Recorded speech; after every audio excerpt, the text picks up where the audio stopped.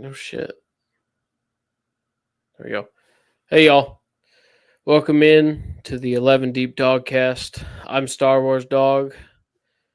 Here with me, my co-host Peaches and Cream, otherwise known as Brad.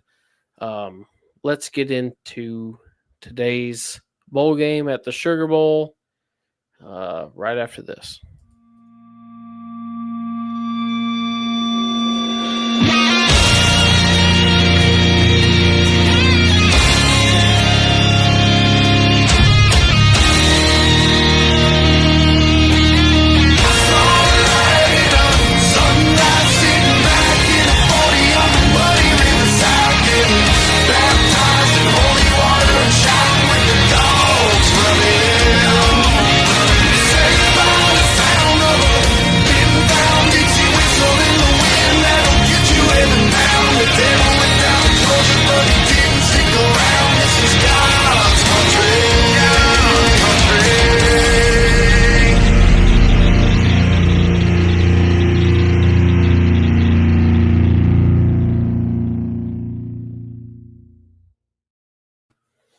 Okay, well, Sugar Bowl came and went.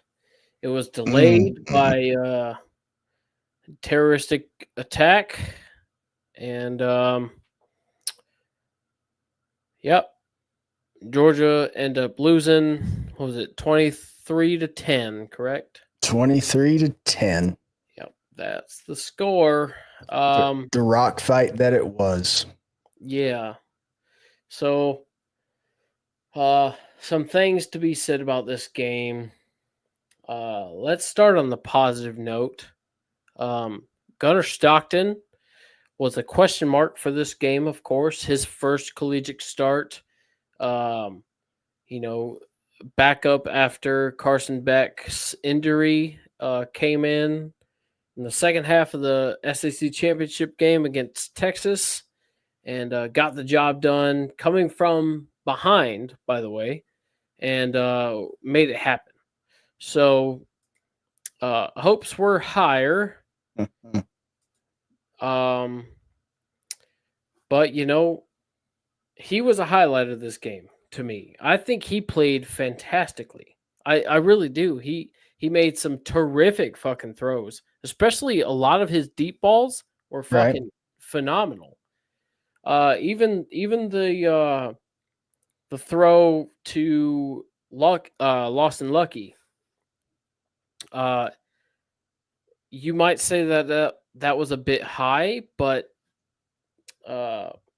if Lucky could have got his feet under him to get vertical, that's a good possibility. Like, it just Lawson Lucky's feet for that play just weren't set right to be able to jump for that ball. I thought he played fantastic, and for me and my outlook for the future, I'm excited for him to be at the helm. Sure. Yeah, he had a class act tonight. I mean, he didn't throw. I don't even know the stats. I haven't looked because I'm running short on time due to the inconvenience of rescheduling. Correct. He didn't lose the game. That is abundantly clear. He did everything he could to win it, and nothing really wrong. I mean, what can you do about a blind side strip sack? I mean, that's not on you. That's on the edge man. Yeah, left tackle has been we're talking about good things. So this is going to seem kind of cynical, but the good news is that we're going to have a new batch of wide receivers next year.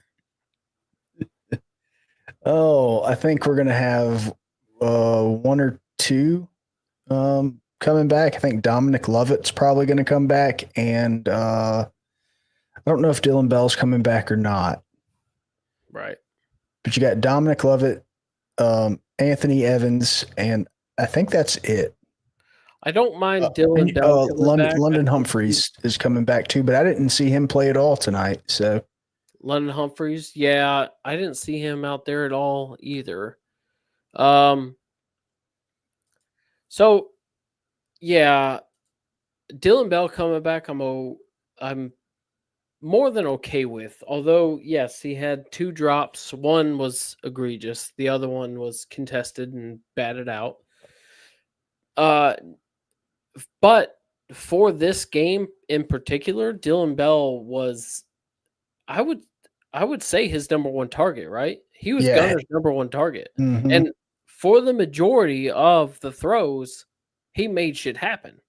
Like, bro, I was riding a high like we're not dropping balls right now.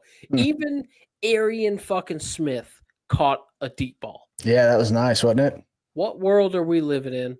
Oh, that's right. A world that Georgia loses. But Well, either way, I mean, that's something. Hey, that was cool. I don't want to live on Yeah, what is Dylan this? Bell, I would like him to come back. I think he has a spot, and I think he's very versatile, especially last year and the year before.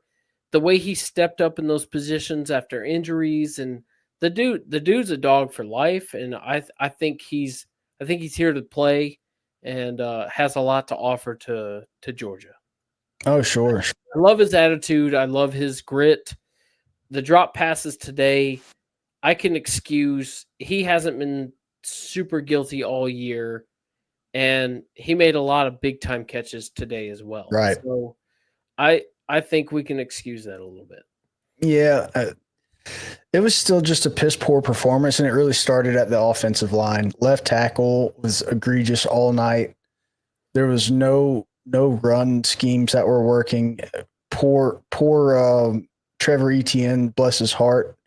He was getting touched in the backfield. Like, I mean, I guess he's been doing that all season. So what more should we expect? Right. You're right. So between offensive line and run game, I'm gonna say this about Etienne. I think he had a few good runs. I think Nate Frazier had better runs, but I had 2 or 3 times in the living room there when I was watching, and I freaked out on Etienne's runs for something I called out very early on in the season, and that's indecisiveness from Etienne. Sure. It's the dancing. It's the not. There was one play specifically. When Xavier Truss was on the ground, and he pancaked the and he's like trying to use him as like he couldn't figure out which way he wanted to go. Well, if you go 0 yards forward, guess what? Everybody's coming now. Like, pick one. It just. But I saw that a couple of times too. It wasn't just that one play. That one in particular stood out more than most. You saw it as well. And I felt that way a lot during the season. Now, is Etienne to blame? No.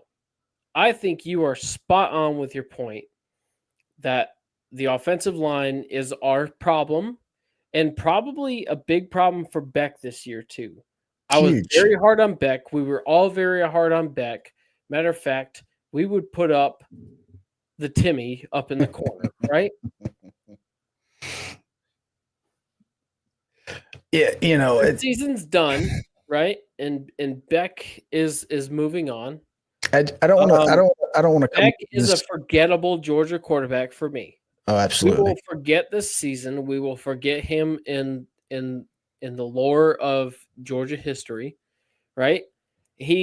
I commend him for what he has done, but Sarnara, this season, as much as I don't want it to be over right now, it's over, and at this point, good. Let's just move on, turn the fucking page, and this coming year, I am very confident with Gunnar Stockton at the helm, and I would like a refresh because this season's Georgia team. Let's be honest. It had a good formula. They had the best run that I've seen in a while. For a team, it has been a crazy ride and a very difficult and tough season. Our schedule this year was the toughest in all of college football. But our level of play eked through that. Mm. Eked through that. Now, would other teams have done the same? Maybe, maybe not. Our season's done. We have nothing else to say. But it's incredible we made it this far. I thought surely we would get Notre Dame. God, man. What else? What else, Brad? Well, I don't want to come off as hopium, but do we really like the cards? The cards were against Georgia. I know we all like Gunnar Stockton, and we were just making fun of. Also, is Coach available? I'm sorry, I did not. No, you're good. You're good. But the expectation that a backup quarterback was going to come in the playoffs, and with the overarching offensive line problems that have been existing all season long, and the wide receiver drops, it wasn't a recipe for success. I was texting my buddy earlier today, and he's like, "How we feeling, Brad?" And I'm like, "Well, not great. Notre Dame is gonna put our wide receivers in a box because they can cover them." But he's like, "Yeah, but we're so much bigger up front." Well, that's true defensively. Like, our defense played its heart out. But when the offensive line can't like create run lanes, and this was a possession game. Like, each possession was 6 minutes on game clock. Like, you can't sustain drives. You can't do any of this, that, and the third. You're not going to win. So, is there something to be said about the coaching staff? No. When we know as fans, watching at home or from the stands, right? We know that a run up the middle is a waste of a down. Is there something to be said? I don't think that's entirely true. Oh, you don't? No, because, I mean, sure, maybe this year, specifically this year, that might have been the case, but that's a run up the what I'm talking about this year. Years past with Bobo, I know I don't want to get into this debate, but with Bobo and with Monken, the counter run up the middle has been one of the go-to guaranteed 5+ yards. Sure. But this year, would you say that's the case? Oh, absolutely not. The run game was enough to get them by. It was never a strong point. Fitting the description of insanity. Well, when your wide receivers can't catch balls, what do you want to do? I guess Carson Beck threw for 50 passes in most games. 50. I mean, up the middle is what, 20% at most? I mean, how many third and longs did Georgia get into this season? Too many. Most of them. Most. I mean, yeah, almost all. I mean, it was a struggle. I'm envious because I was watching the other bowl games and the other games and shit. It just seems easy for people to go down and score. But when I watch a Georgia game, it's like it struggles. It's like it doesn't work. Brad, it's pulling teats to get a first down. It's the struggling. It all starts with the offensive line, dude. That's what it was. That's what it is. And to have made it, I know I don't want to bring this up, but I think I said it against the Georgia Tech game or the Tennessee game, whenever it was. I said, I want to go ahead and lose. So this hope I have doesn't get pulled out from underneath my feet in the playoffs. Yeah. Like, because I can't say it out loud that I knew Georgia wasn't going to win in the playoffs because I want them to. So I'm not going to, openly trash my team. But did we really think this Georgia team could have beat Ohio State? There's times and there's moments in games that could make you think that way. Right now, I think Ohio State is. Oh, if they keep playing the way they are, no one's beating them. We're going to get to that later on in the show, so stay tuned. Also, if you're watching, hit that like and subscribe button, and follow Peaches and Cream on YouTube. We'll drop that link. check out everything. Anyway, yeah, man. Ohio State right now looks ridiculously good. Yeah, if they keep playing this way, no one's going to beat them. But that's fine. It is what it is. But back to what I was saying, this team has had tenacity and has willed themselves to wins and to an SEC championship game. Yeah. But they didn't show any quit. And even in this game, man. No, there was no quit. In this game, there was no quit. But, bro, it was bad. Offensive line was a fucking problem today. Left side specifically. But in total, like if we wanted to run the ball, well, that's what it's been all season. Not a chance. There's been one explosive run all season. Yeah, one, and it was called back, wasn't it? I think it was in the Texas game, was it not? Oh, I remember Nate Frazier up the middle, but it was called back. Oh, wait. Oh, that brings me up brings a point to mind. Sorry, I'm sleep deprived. No, of course you are. You're always sleep deprived, brother. And I still gotta go. I still gotta go to work tonight. So that's fuck. Yeah. So having the totality of the season in view now, was the Clemson game the most complete game Georgia played all season? I would argue the Tennessee game. I would say the Tennessee game because Clemson was a slow start, but complete. I think Tennessee is the complete game. Even though the first quarter, but the rest, I mean, you got 3 quarters of complete versus 2 quarters for almost the rest. I'll push back. Though Georgia didn't score a lot in the Clemson game in the first half, they moved the ball and sustained drives. You know what? Today, actually, you could argue offensively, other than the offensive line, bro, we sustained the ball pretty well. Like that was the game plan. Like that was you knew this in the first quarter that this is a possession game. We didn't capitalize on in red zone. Yeah, that turnovers killed us. We didn't get any positive turnovers. Yeah, that going not just running the clock out before the end of half was detrimental. Yeah. That I think that was actually what sealed the game was that fumble. Listen here. Right before the half. Listen here, listen close. That's what I told my wife. Like, this game, that was the ball game right there. Yeah. Listen here, listen close, Brad and company. That is how Georgia will end every single half under Kirby Smart.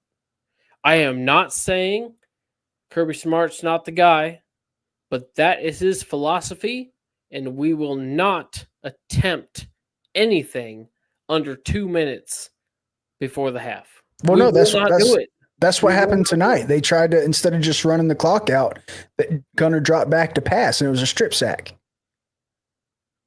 Because Notre Dame deferred, so they were getting the ball. They had just scored, went up 6-3 with like a minute 20 something left in the second half, right? Right. So they went into 2-minute drill. They were trying to go down and put points on the board. 2 minutes. Well, it's 2 minutes. No, it was a minute. It was like a minute 20. You didn't even have to get a first down. All you had to do was like go out there and knee the ball, unless they called timeouts, which the way the game was going wouldn't have happened. But no, you went ahead and dropped back and passed, and left side of the line went out. Yeah, and then next play, 15-yard touchdown up the seam. But I agreed with afterwards. I agree with the strategy though. Like you can't. That would have been 2 possessions in a row without points. Yeah. Right. So I agree with the decision to like try and go score there, but it turned out that you win some, you lose some. I agree with that as well. But my point is Kirby Smart. Yeah, no, it's not aggressive at all. Yeah, no, I get that. In our last possession, we generally take it to halftime. Like that's almost positive. I agree. If we don't get a first down, we're going to halftime. Like that's it. If the 2-minute warning sounds and Georgia gets the ball before the half, if we don't get that first down, we are going to half. We are not going to try no backyard shenanigans, no Hail Marys, no extra long field goals. We are just going to fucking run the clock and go to half. I agree completely. For me, it drives me a little nuts because, sure, the backyard shenanigans could make things worse. Okay, we could scrap that. Okay, a Hail Mary, the odds are lower, but why not fucking try? You know, you have timeouts before the half. In this case, we had extra timeouts. I want to say hello to the chat right quick.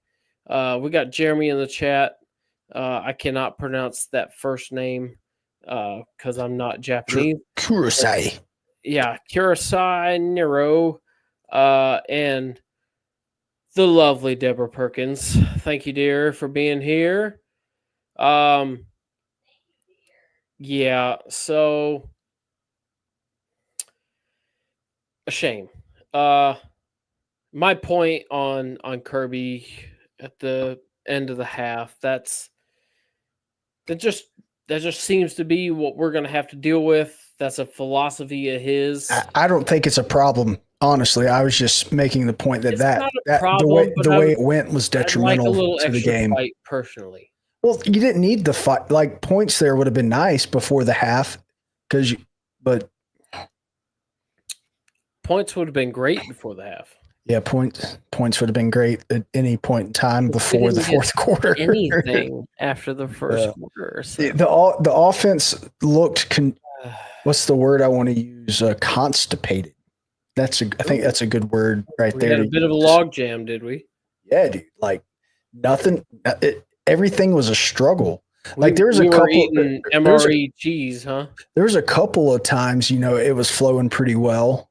For like 2 or 3 plays in a row, it looked like it was moving, but then it would just kind of like there wasn't lubricant.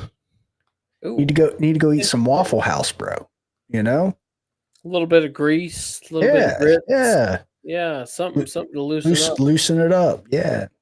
Yeah. But all in all, I think offensively though, man, I mean, when you look at the box score, let me see if ESPN fixed their box score because it was fucked for a minute. Let me just refresh. Box score is fixed. Okay. So, all in all, let me just look at team stats actually. First downs, Notre Dame had 14. Georgia had 16. Right? Total yards, Notre Dame had 244. Georgia had 296. Passing, Notre Dame 90. Passing, Notre Dame or Georgia 234. Rushing, Notre Dame 154. Rushing, Georgia 62. Penalties, Notre Dame 10 for 75 yards. Georgia 5 for 36 yards. Turnovers was a huge factor. Notre Dame 0. Georgia 2. Time of possession with the ball, 31-47 Notre Dame, 29-13, 28-13 Georgia. What really hurts about that stat line and have watching the game, the only play that worked for Notre Dame was a quarterback run. Worked well.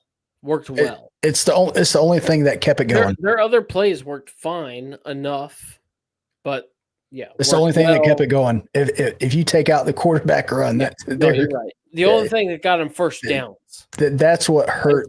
That's what hurts my soul right now. Is like, really didn't contribute to their touchdowns because did Notre Dame make a long drive down the field? Mm-mm. No. They had short field advantage over turnovers. Well, besides the special teams, that's not technically a drive, though. No, that's not a drive. And that sealed the fucking game for Georgia right Oh, yeah. there. The way it opened with the kickoff coming back as a touchdown was the game. That was the game. That put it at 17, right? Something like that. Yeah, 17-3. Bless you. Thank you. God, that was an attack. Yeah, man. It just a But it really just boils back down to Georgia's look at our offensive line. passing yards. 234 yards. Couldn't capitalize in the red Gunnar zone. Stockton was lighting it up, but our decision, and maybe we give a little bit, and I hate to give them anything, but the Bobo people, maybe we give them a little bit for the fourth down in the red zone stuff. Right? Are you a Bobo person? You're not a Bobo person. I don't think Bobo deserves any of the flack that he gets. Good. Thank you. Thank you. I'm totally with you. Everyone, Faith with us tonight. What does Faith say? I'm absolutely thrilled. Yes, Georgia lost, but there's always sugar. No, I cannot in good conscience root for a trash fan base like Texas. Can't do it. Bake with both. We as a fan base root for Texas. Faith. Not a shot.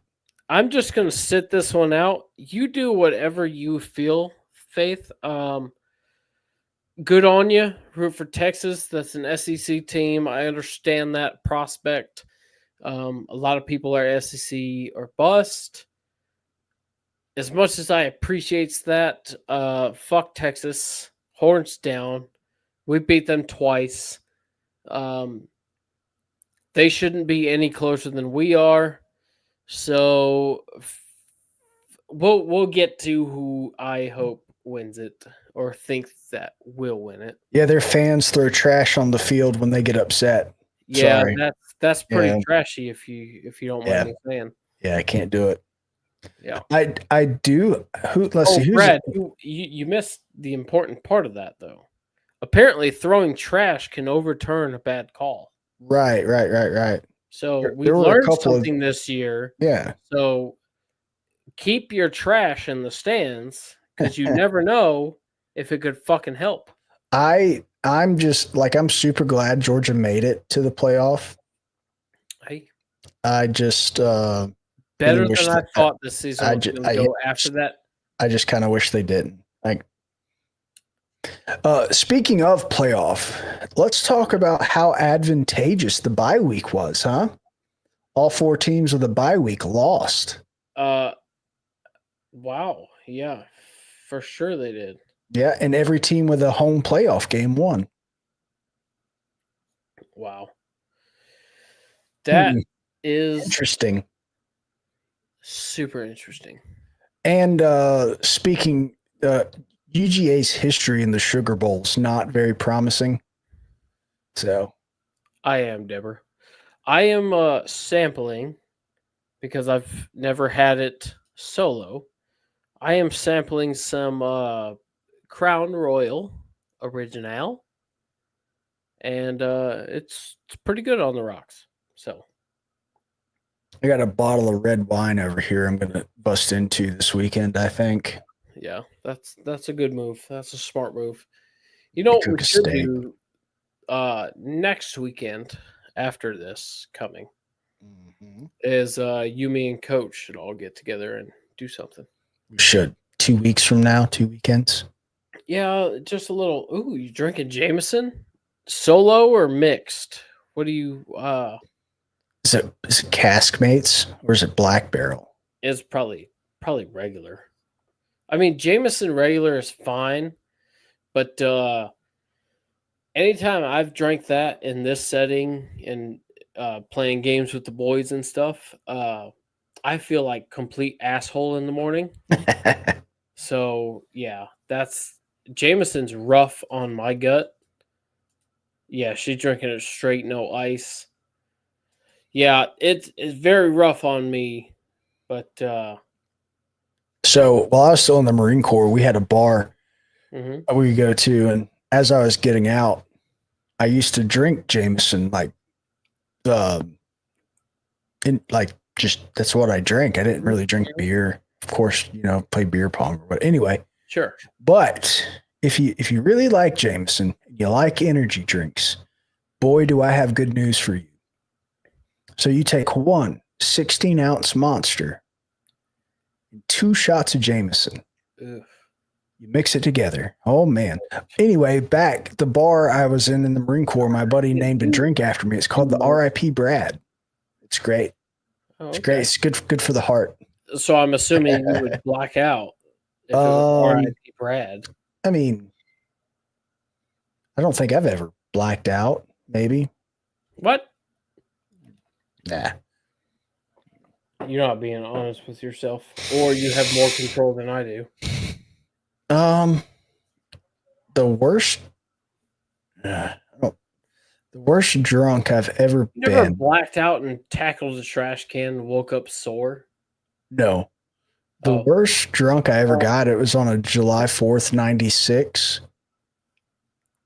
It was the night before the 96, and we had a moto fun run. For those who are listening that are not military vocab efficient, a 96 is a 4-day weekend in the military. Yes. And let's see, I was at the Triple Nickel. Usually spawned upon by a holiday. Yes, I was at the Triple Nickel in French Creek, and we stayed up and partied, had a barracks party, and we were doing beer bongs with Goldschlager mixed in. Oh. And we extended it from like the second level, the second deck. Oh. And we quit drinking at like 3 something. We had to be in formation at like 5 and go on like a 9-mile motivational run. Yeah. Yeah, that was painful. We have a moment of silence for our young selves that could persevere through the drinking that we did? There's no... yeah. Bro. No way now. Looking back now, for the life of me, I'm like, how the fuck did I wake up at 0500 and run to the windmill and back in Okinawa and not die? Because right now, if you told me I had to run, not even hungover, I would keel over. Like, you're fucking nuts. Yeah, it sounds terrible. And not even hungover either. Like, just you lost your damn mind. Deborah Perkins says, hold on, I'm finding my mouse. There we go. I can't drink tequila at all. I get mean and ugly. LOL. Well, why would you drink tequila unless it was in margarita form? At least you don't have to worry about the common trope for tequila, which personally, if I drink tequila, I do have to worry about because it do in fact makes my clothes fall off. So it's a strugs. Anyway, let's go ahead and get back to the game. Although the side tangents are nice because I don't want to think about this fucking game. Hey, it's over, buddy. I am thankful it's over. Over. You're right. I mean, I hate it. I wanted Georgia to win it all, but we all knew it wasn't going to happen. Well, we didn't know. Let's not do that. Because I wasn't negative Nancy Wart, but I wasn't negative either. I was just it was a long shot, and we didn't make it through Notre Dame. And you know what makes it just so much worse is their horrific loss to Northern Illinois. Like, brother, does it really make you feel good that the national championship is going to be Ohio State, Penn State? Bro, I don't know if it's going to be Penn State now. I think if Notre Dame plays like they did against us, If Notre Dame can't pass the ball, they're not beating Penn State. I don't think Penn State has the pass rush that we did. And I would like to say the same thing about Georgia, but Georgia's offensive line had other ideas. Right. So let's just see how it plays out. Brad, are you willing to do semifinal DAWGCAST? Yeah. Yeah? Yeah, dude. Okay, let's do it then. I just gotta make sure we will be doing that. Let me tell Caleb we're gonna. Are they? I haven't even looked. Are the rest of the games on weekends besides the national championship? Unconfirmed. The 10th is the next one. What's today? That's a Wednesday night. Yeah, of course it is. God. But you work nights, so maybe early, maybe. Yeah, if we can do it like about this time. Yeah. Okay. Maybe the day after, because it doesn't. So for the 11 deep here, we're 11 deep after the game, preferably with drinks, right? That's the whole concept. It's not an intercourse joke. After game reporting, right? So maybe it won't be 11 deep. It'll just be a DAWGCAST analysis of the semifinals. So we could do that a day or two later. So you're down with that? Yeah. I'll make it whenever you're free. Yeah, dude. I love coming on here and doing this stuff. I have this really nice setup, and I really don't use it. I don't use it enough. I mean, bro, you look like a YouTuber, and thanks. Let's just say you've been playing some games, and y'all go check him out. Brad, drop your link if you have your other screen. Pull your shit up and drop your link. Oh yeah, I'll do it later. Or mom, find Peaches and Cream. That's his name on YouTube. Find his link and drop it, please. Yeah. Been playing some Path of Exile here lately. Gonna play some Marvel Rivals. He's been doing things. He's entertaining. He's a good personality. He's got the setup. He shakes his head, but he does it, man. We're all, go check him out. Yeah, we got good things to look forward to next season. Oh shit! Hold on, pause. Oh no! With that, ladies and gentlemen, let's welcome in Coach. Coach Hayes is in the house. I thought you went down. I thought you were down there. No. I could have swore that's what your Twitter feed looked like. Oh well, I'm seeing things. I've got double feedback here. Caleb, you can come on in too. Oh, I don't get an introduction. Coach. Oh. Yeah, I was planning on going down. We've got my wife's mom is not doing well, terminally ill with cancer. So we've been it's been a rough Christmas break. Honestly, we've been pretty tied up with that, but that's the reason why I didn't travel, because there was could be an option of something happening between now and next couple of weeks. Right. Well, sorry about that. I hope for the best in that situation. Yeah, but Coach, tell me your analysis of the offensive line. Didn't execute, didn't come ready to play, didn't adjust to any blitz concepts they have, and offensive line. I know it's news. No, we don't. I mean, everybody's gonna talk about tackle play because pass pro shows up when you get those sacks from the blind side those couple of times, one costing us 7 points or 6 points. But our guard center play wasn't very good either, because we never really established the run game either. I think they really did not do a very good job of moving the line of scrimmage, even without Riley Mills being hurt, and we still got bullied at the line of scrimmage.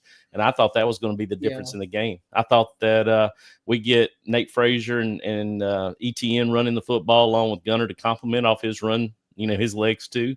We just never got to that point. Once you get the short field that gets us behind, and then the special teams kickoff return for the touchdown. You know, we were playing from behind 2 touchdowns the rest of the game. You never really got to see the running game ever get established again. Yeah. That was what we could not have happen, was Gunner playing behind by 2 touchdowns, trying to throw the ball vertically down the field. That was not the way we were going to win it. Yeah. And Coach, I'll say, I was saying earlier, I don't know if you caught it or not, but it felt like all season, compiled on tonight, the run up the middle with our offensive line play is just a waste of a down. It felt like that to me all season long. When we had maybe 2 plays all season that actually were worth a shit up the center. And today we tried it and it was just a waste of a down. And it just infuriated me because Gunnar Stockton throwing the ball, and me and Brad were saying earlier, Gunnar Stockton played his fucking heart out. And he was making great throws, great plays, great reads. We did not lose because of him whatsoever. If any Georgia fan tries to blame this loss on a backup quarterback, they are not a Georgia fan that has been watching this game. Like that, it is no way, shape, or form on his back. But my question again, the run up the center, after what we've seen all year from this offensive line, is just a waste of a down. No. Is that correct or not? We can argue X's and O's all day long. I blame that on coaching, not execution of the offense. If you really want to set that up, zone play inside zone is a really good play. A lot of people don't like it because it's man-on-man blocking. It takes a lot of patience. It takes a lot of good technique, and it takes good combination blocking with your center guard and your guard tackle combos. If you notice, what does anybody remember what we ran first run play was when we got the ball very first play? It was a stretch, right? Or a toss? We ran toss, pin, and pull. Yep. Because of that same very reason. Watching them on film, they love to run blitz a lot. And when you got 5 in the box, the problem that I see is we kept running it out of bunch, 3-by-1, tight.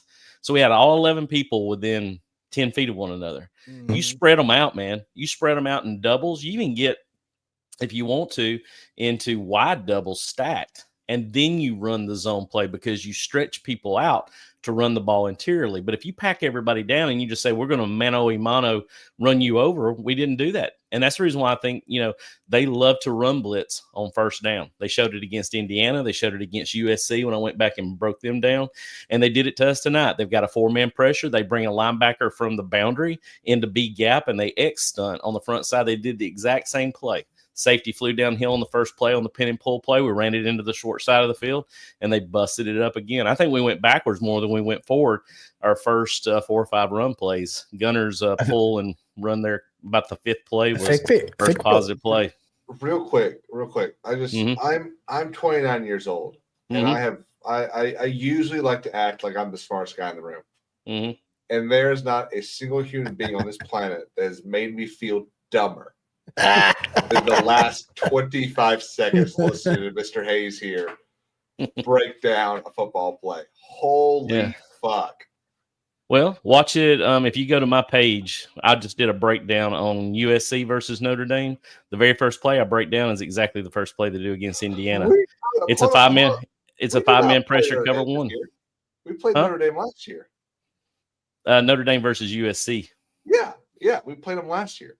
Not South Carolina. USC is in Southern California. Yeah, not USC Junior, Caleb. Over there. Okay. Yeah, but I tried to break down somebody I felt like they had a pulse. So USC is typically a rivaled game with Notre Dame. I thought that they would give them the most flack, so that's the reason why I broke down their defensive play. They have 2 solid inside linebackers. They're their leading tackler. They got Xavier Watts at free safety, fits the same mirror image of what Malachi Starks is for us. And they love to bring Xavier down to replace the linebacker. The linebacker fits. They'll bring 5-man pressure, go cover one, especially from the boundary. And I'd be damned if they didn't run a boundary blitz on that first play from scrimmage where we ran a pin and pull to try to get outside the tackle box on sweep. But to answer your question, going back to what you're saying, it really just comes down to spreading them out to run those plays that you think are inefficient, running it between tackles. But also, too, Gunner has to have the ability, which I broke down in an earlier video I did too, where Gunner's got to recognize and count personnel. He's got to say, I got 5 guys on this side, I've got 4 hats on this side, and we're running zone into the 5 hats. I've got to learn to get up the line of scrimmage and go easy, easy, easy. You know, oppo. We're going to run that zone and move the back to the other side and run the zone to the lesser hats. It gets into a numbers game, guys. That's all football is. And then it comes down to, can your players out execute the other team?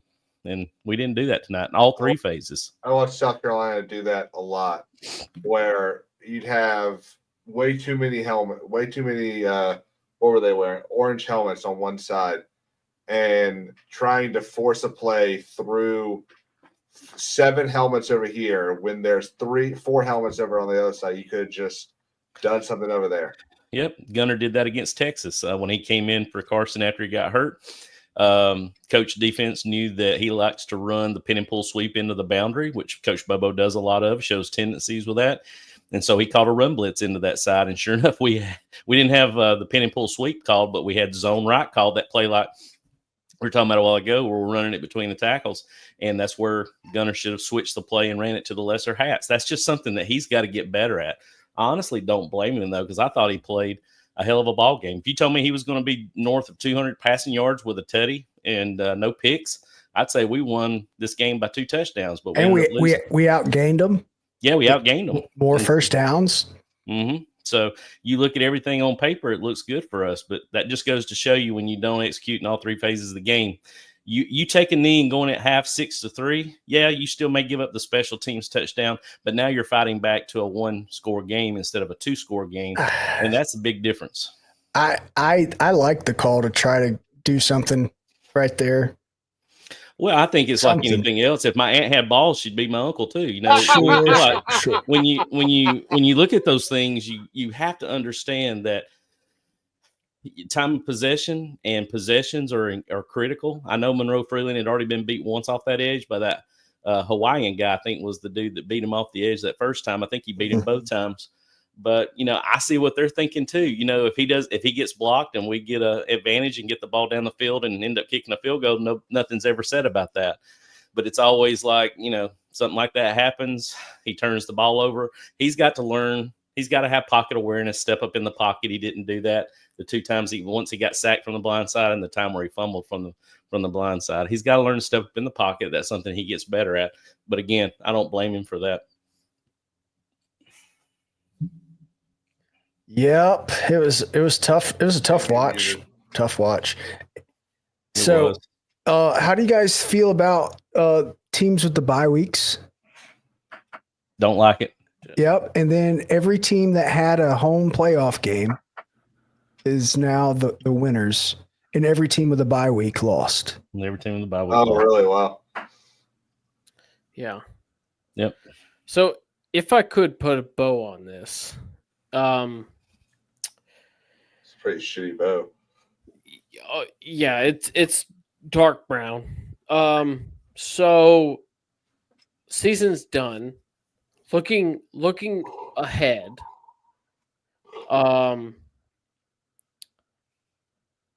Gunnar Stockton at the helm next year, along with potential new pass catchers, running backs getting healthy.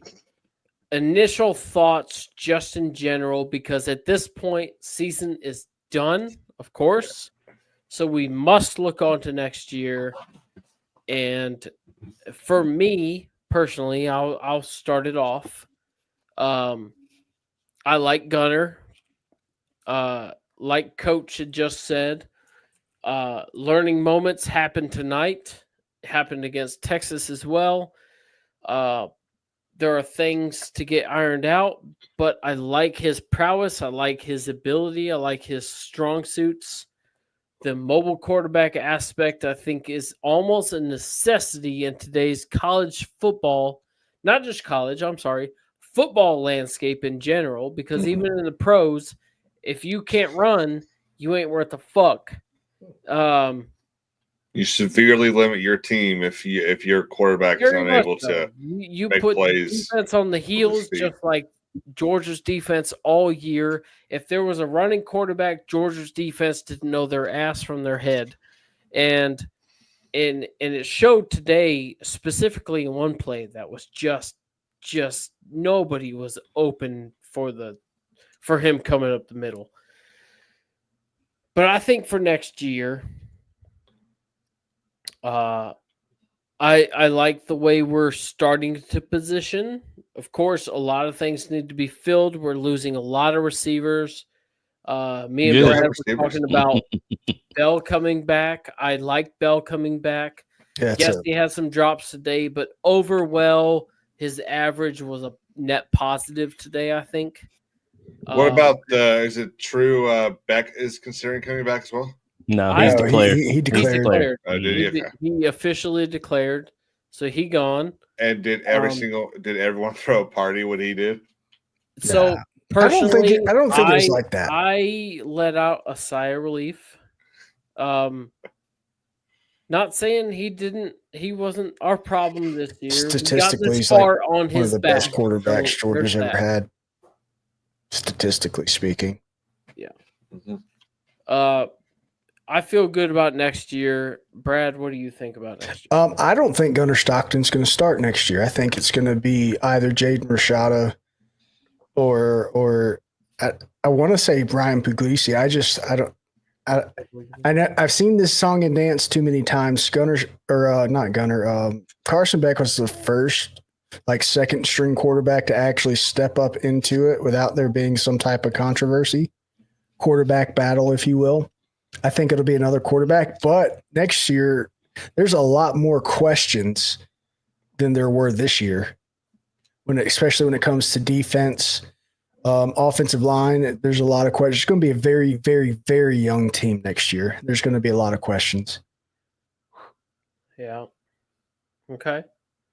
Is that your assessment? Is just cautiously optimistic with the quarterback, or that did not sound optimistic at all? I don't think it matters who the quarterback is. I think, barring there's no coaching fires or new hires, we're going to run a very similar offensive and defensive scheme. It's just going to be personnel, the Jimmies and the Joes, and it's going to be a bunch of young dudes. Right. Okay. Coach, your thoughts? We're in a new paradigm of football now. Watching this 12-team playoffs take place, NIL money being spread across the board, teams being more realistically even. Seeing a lot of teams play very good football this year is why you saw so many upsets, why you saw so many changes in their win-loss records and how things fell at the end of the year. And it was luck by the draw, honestly, that we even got a chance to play in the SEC championship due to the fact of our losses to Ole Miss there late. We were fortunate that Alabama and Ole Miss both laid an egg for us to help us back in that, but we took advantage of it, which was great.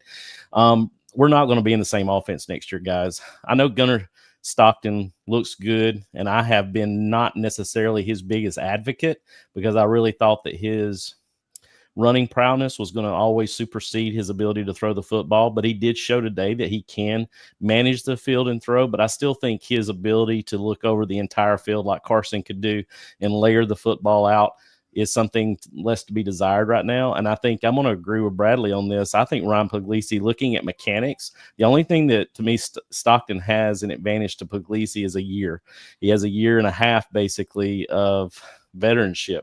He understands the offense better, but I think natural talent, the ceiling is very much higher for Puglisi. I don't think Rashada is there yet. Honestly, I've heard a lot from the inside, a lot of the people that I've talked to and connected with, that Rashada, as much as he wants to be there, and I think his dad really wants him to be there for his development, he's just going to have to be patient with the system and see what happens. But they're saying that Puglisi, to me, that's the reason why if you look on film, if you watch a lot of the tape that they did this week where they had to open, I think it was like 15 minutes of practice, you'll notice there was a reason why Pug was taking the second string snaps behind Gunnar during that time, and Rashada was third behind him. But defensively, things won't change very much. I doubt very seriously we see much turnover on the defensive side of the ball. I'm really not sure about the Dante guy, Williams, the cornerbacks coach.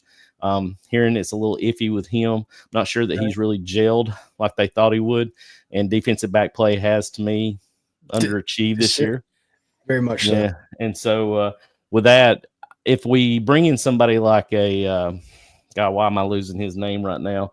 The offensive coordinator from Georgia Tech that everybody wants to get back, that he was an analyst for us. Yeah, Faulkner. Why in the world I forget his name? I do not know. But, everybody's wanting Buster Faulkner back. And I'm thinking, well, if you get Buster back, Gunnar Stockton's a great fit for that. But also in today's time, you want a pocket passer. You want somebody when you're down by 14 that can shred a defense and throw the ball vertically down the field and challenge any coverage zones that you have. So, if Buster does come back, I hope, he does bring his element to the table, but also leaves some things like Todd Monken did with us as well, using the personnel you've got. Because a lot of times you can have an ideology of your own scheme, but you've got to fit your clientele to that ideology. So you may have a quarter of your playbook you can't run just because of the personnel that best fits you to help you win ball games. And I think that's what Gunner's problem is. A lot of people disagree with me on that, but I don't think Gunner, I think that's his limitation. Because when it comes down to it, you put him in the game to run the football, to complement your running game, to throw play action, rollout, RPO game. But he's not a kid that's just going to sit back there and gun and be able, I think, to maybe I'm wrong. He has to prove me that. And that's what I'm agreeing with Bradley on, is that the offseason is going to tell the tale of who comes out winning that QB1 position between those two. I hear you. Coach, would you say you're more of a defense or an offensive prowess? I'm defense. I want to knock the piss out of you if I could. I played defense. That was my heart and soul when I played. My first 8 years that I coached was on the defensive side of the ball, becoming a coordinator. But being a coordinator on defense, you learn the offense. And so when I finally took over the offense, you'll learn that coaching offense to me is easier. I hate to use that word because it's never easy on either side of the ball. But defense is where I love the game. But unfortunately, they're taking away the love of the game on the defensive side of the ball. Kids can't tackle anymore. The freaking targeting rule is unreal. Sure. And if you notice nowadays, kids don't wear the same equipment that we wore back in the day. You don't ever see a lot of kids going to the ground as much, man, because they're not covered in as much padding. Yeah. Let's be fair. You say back in the day, for late 80s, early 90s. Is a tad bit different for you. We played with them shoulder pads that were about 2 times the width of our shoulders, man. So did I. You didn't care to go to the ground when you hit somebody. It was like you had this self-absorbed Michelin man wrapped around you to be able to they're streamlined, right? Yeah, but you look at these kids nowadays, their knees are uncovered. They don't even wear really knee pads anymore, hip pads, all that stuff. They're top of the thigh pads. You struck a tickle in me there, Coach. What's going to be different about the offense?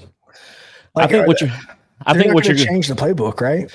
No, they'll change the playbook depending on who comes in. You all of a sudden change. To me, offense is built around the schematic of the ability of your players. Yes, the ability of your players. So let's say this: you can have a offensive line coach, i.e., Stacy Searles, who is a really good run blocking coach. He understands the run game very well, but maybe not as good as pass pro blocking. So he has a tendency to falter in those places. Right. That's the reason why you want somebody with offensive experience, defensive experience to understand both sides of those things. That's the reason why you saw Coach Matt Luke, who's now with Clemson.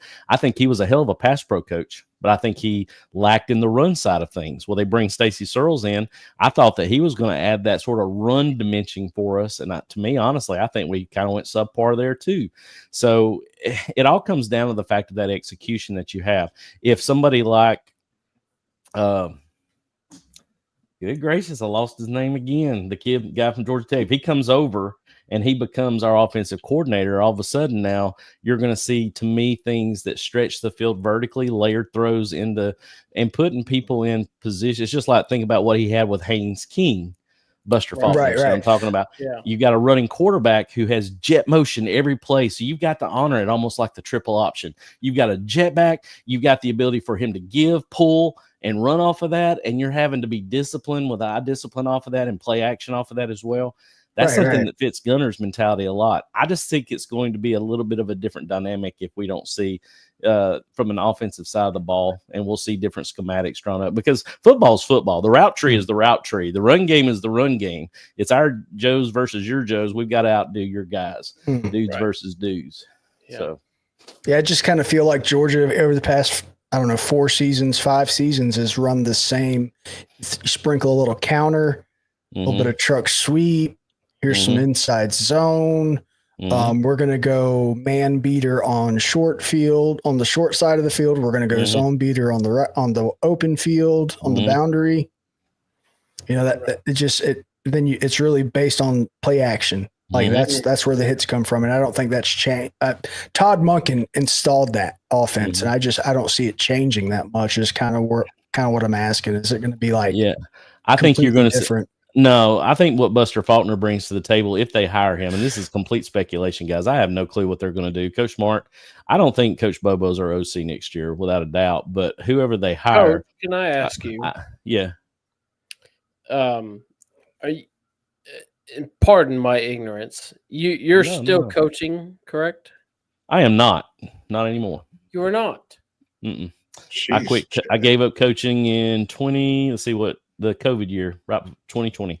Okay. My last year I coached. I started coaching in 2001. There's a position available for UGA. Are you applying? There's a lot of guys out there that are very much more advanced, believe it or not, than me. I can see things from a helicopter's view of 20,000 feet, but when it gets down to the scrutiny of X's and O's and a lot of these guys that have so much more to bring to the table, I would definitely answer your question. I think it would be an awesome opportunity to kind of do like Dan Lanning, to be able to go in and be an analyst and look at something like that, and then work your way into individual coaching position. If the opportunity presented itself, I would love it. Because just like today, I broke down. God, I had nothing to do, so I was sitting there breaking down the Georgia Bulldog Network, the one that Ryan, Ratty Nabolzi and that group do.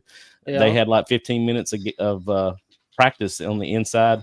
In the inside gym there where they were practicing, and I was just breaking down technique in practice play. But to answer your question, it would be something of a dream to do something like that. But doing what I do, I enjoy. Everyone in the dog cave here, if we can circulate this a little bit, and I'll go ahead and clip this. But Coach, I believe you have some things to offer. Chris, your knowledge that you've brought us is fantastic, and your analysis and your breakdown is I mean, it's things that I don't notice, just as a normal fan and everything like that. But man, I think there could potentially be a spot in the UGA staff somewhere for you if somebody gets interested, and if you're willing to give the time, and I'm sure it's demanding, but it is. You're a gigantic fan, and I bet your skills could be utilized within that program. Believe it or not, I appreciate those sentiments. Believe me, I do. It's one of those. It's an emotional investment too. When you invest in kids that are 16 to 18 years of age, mainly that you're coaching, and in this case, the college level, it's just 18 to 22-year-olds. You think there's a big difference, but there's really not. You're still dealing with kids that are trying 28. To make grown. Yeah, some of them are getting to 28 now. So that's an outlier, Bradley. But still, you're right. There are some out there that. But, that's the thing about it. A lot of people kind of assume that I assume nothing. In fact, when Coach Smart used that as one of his lines last year, I went, hey, that's something I say. Hey, I assume nothing with any of these kids. They still make dumb decisions, as you can see throughout the course of the year, a lot of dumb decisions made, and, things that kind of ramifications that come from that. But I appreciate those sentiments. The reason why I did this, tell you honest truth, guys, was because of my love of the game, because I had so much time on my hands now that I don't coach, to be able to break film down and to be able to get it out there to those people who I never really like what Caleb said a while ago. I never want to make a person feel dumb. I really don't. I want to be able to talk and connect. That's the reason why my sentiment is connecting fans with the fundamentals of football, because I want to be able to explain it to a level where you do get it a little bit. You do understand what that, why, and just like what you're asking, about the zone and why do they continue to run it right up the center's ass and we get nothing out of that and it's a busted play. Believe it or not, if you block zone efficiently, it can't be stopped. It's like Novocaine. Give it a little time. It'll set in, Just but like what Coach you Boone. just first said in that, and I hate to disrupt your run, but what you're just the way you led that off. But if you block efficiently, that's the fucking problem. Is that if we're not proven all the problem across the board. Yep. The run up the middle has been, at least, y'all watch a lot more football than I do. The run up the middle has been the worst play in college football for like the last 5 years. I feel like it has been consistently a loss down. Yep. I don't know if D lines are just so much better now, or football has just changed. Well, it's that paradigm shift. We went from 2012, 2010 to like 2000, I don't know, 17, 18, 19, just to where it was like high scoring offenses won football games. And I think we're shifting back now to a very much so defensive heavy rock fight. Yeah. Even though there's the whole argument of like they don't want us to tackle or touch quarterbacks or what is targeting, It's kind of like never mind, that was an inappropriate joke. I'm glad I caught that one. But yeah, we're shifting back to the defensive heavy side of football. I believe. I don't think we're going to see a Joe Burrow-esque LSU offense again till like 2030. Well, and I think that's one of the things that was so incredible about that offense. I remember when they were, I think it was like week 5 or 6. It was right around the first time they were talking about Heisman and everything. And I was looking at the numbers. I was like, guys, this guy's completing like 87% of his passes. Right. I'm not even speaking of that team specifically, more so the concept of just high-powered offense is going to be dominating game plans or philosophies when it comes to college football teams. I think that paradigm shift is it's punch people in the mouth, low scoring possessions, things of that nature. Like the spread offense has run its course for now. It's still going to be there, and the route tree is the route tree, and the concept is the concept. Like the wishbone's just going to go away over time. Like right. The next thing that's going to be lost is the run up the middle, to lean on your offensive line, to just make a gap up the center. We're going to be seeing 260-pound linebackers soon. Now, when it works, it works. When you outman your guys, it works, right? But it just let's see. We got a newcomer here, RKD. Bobo and his zone blocking schemes got to go. Well, as a Gamecock who had to deal with Bobo himself, I will agree with that. Well, I'm going to say this. If you take out the zone scheme, you take away inside, outside, and split zone. That's about 75% a lot of run plays most teams run. I don't know if a lot of people don't realize that, but if you're not running power, counter tray, jet sweep, that's all that's left. The one thing that I would love for us to be able to do, honestly, is spread you out, get under center, and run stretch zone. I don't know why we don't run more stretch zone. And really what you do is you get guys moving in space a little bit better. Instead of catching the ball from 45 degrees where you're lined up, the running back's toes are on the quarterback's heel side of the quarterback, and you get it coming downhill on a 45-degree angle.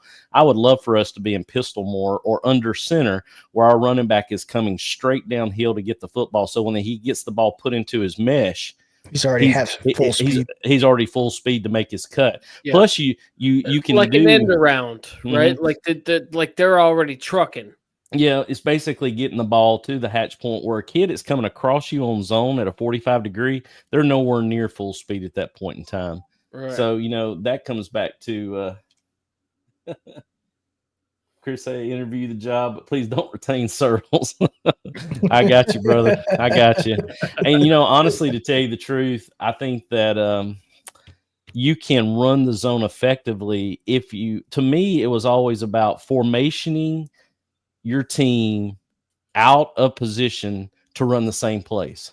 Right. So what I was going to do was, and that's the reason why I think what Buster Faulkner does at Georgia Tech is so crazy, because he's going to run the same plays, but he's got somebody in motion every play. So you've got to maintain eye discipline, all while maintaining gap integrity, all while making sure that even though that motion guy is going another way, I've got to have my eyes. If I'm a quarterback design, if I'm a B gap player and I take on the quarterback, I've got to make sure if he pulls and they're going to run power behind that, and that power is coming to me, I've got to go, blow it up in the hole and take care of the quarterback, because I'm a big gap player, Like, say that motion starts out here, one wide on the short side, and he comes running in. Well, here comes your corner following him, and then he takes the outside. I'm going to tell you this, and I'm trying not to float anything that I'm doing, because I can sit here and explain this all day long, but I have it broken down on my YouTube page. I did a whole feature on Marcel Reed from Texas A&M. He was the guy that came in for Connor Wegman against LSU, much to LSU fans' chagrin, and basically took that game over. And all he did was +1 runs, where you have motion, where you can hand it off on jet. And if you didn't like what you had reading the guy, if he took off with the jet, he pulled and he could run quarterback power or quarterback counter tray back to the other side. And he made a living off of that. And that's what we're talking about. Yeah, he was incredible in that game. I forget what happened the following game. Yeah, didn't do so hot that next game against South Carolina. I really, what? That's a testament to how good South Carolina's defense was. I really hated to see them lose to Illinois the other day. Yeah, well, the team, South Carolina really was a different team without Kyle Kennard and Rocket Sanders. And now Harris was a fine backup to Sanders. He's been fine the last 4 or 5 years he's been there. And the line, I tell you, the numbers in that game are very similar to y'all's, because South Carolina, I didn't look at the final stats, but for the most of that game, South Carolina owned every single stat of that game. The problem would become, and I'm sure we all saw the pictures, when South Carolina was getting on a roll or had just had a big play, Illinois would spend 20 seconds subbing in 3 or 4 guys, and they would just hammer any opportunity we had. And that's one of the things that Beamer got so angry about. Yeah. And I'll tell you what, that head coach, that Illinois head coach, is a dick. He was getting under your skin. He was doing his job. Man. I've never I sympathize with Beamer, because I have never seen that a head coach act like that. Well, he's got SEC vibes too. He was at Arkansas for a while, and he looks like someone that was at Arkansas. Yeah, they ran him. They ran him out of Arkansas and let Coach Pittman take over for him. But going back to what we were saying though, I just think it just really depends on who we bring in as our new OC. I still think you're going to see zone inside, outside, but I would love to see it run differently. And there are different ways to run it so that you're not seeing that running back run straight up the center's cracks of his ass. And where are the good old days of counter? Come on. Well, they do run counter trade, but it's tough. Not well. Almost the entire season. Yeah. Like South Carolina did an incredible job running counter. It is a large portion of the reason that I think Sanders was so successful is in getting through those D lines.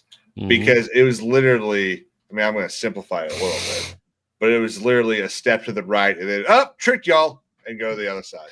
Well, see, with offenses that I ran, I was under center. I ran the traditional fullback, but I could also get in gun and run 3x1, 2x2 when I wanted to, and empty sets. I'd run motion just to run base stuff. But, it's the thing that I think that's lost in this game that we don't see a lot of, that I would love to see more of, that would help extend the gap out so that gap scheme could be more effective, is having a true tight end with their hand on the ground beside you tackle, instead of it just being 5 guys, tackle, guard, center, guard, tackle. Have your tight end down, let them establish strength and be able to widen, they're in man on line of scrimmage. He widens out to a 9 technique if they play it soundly.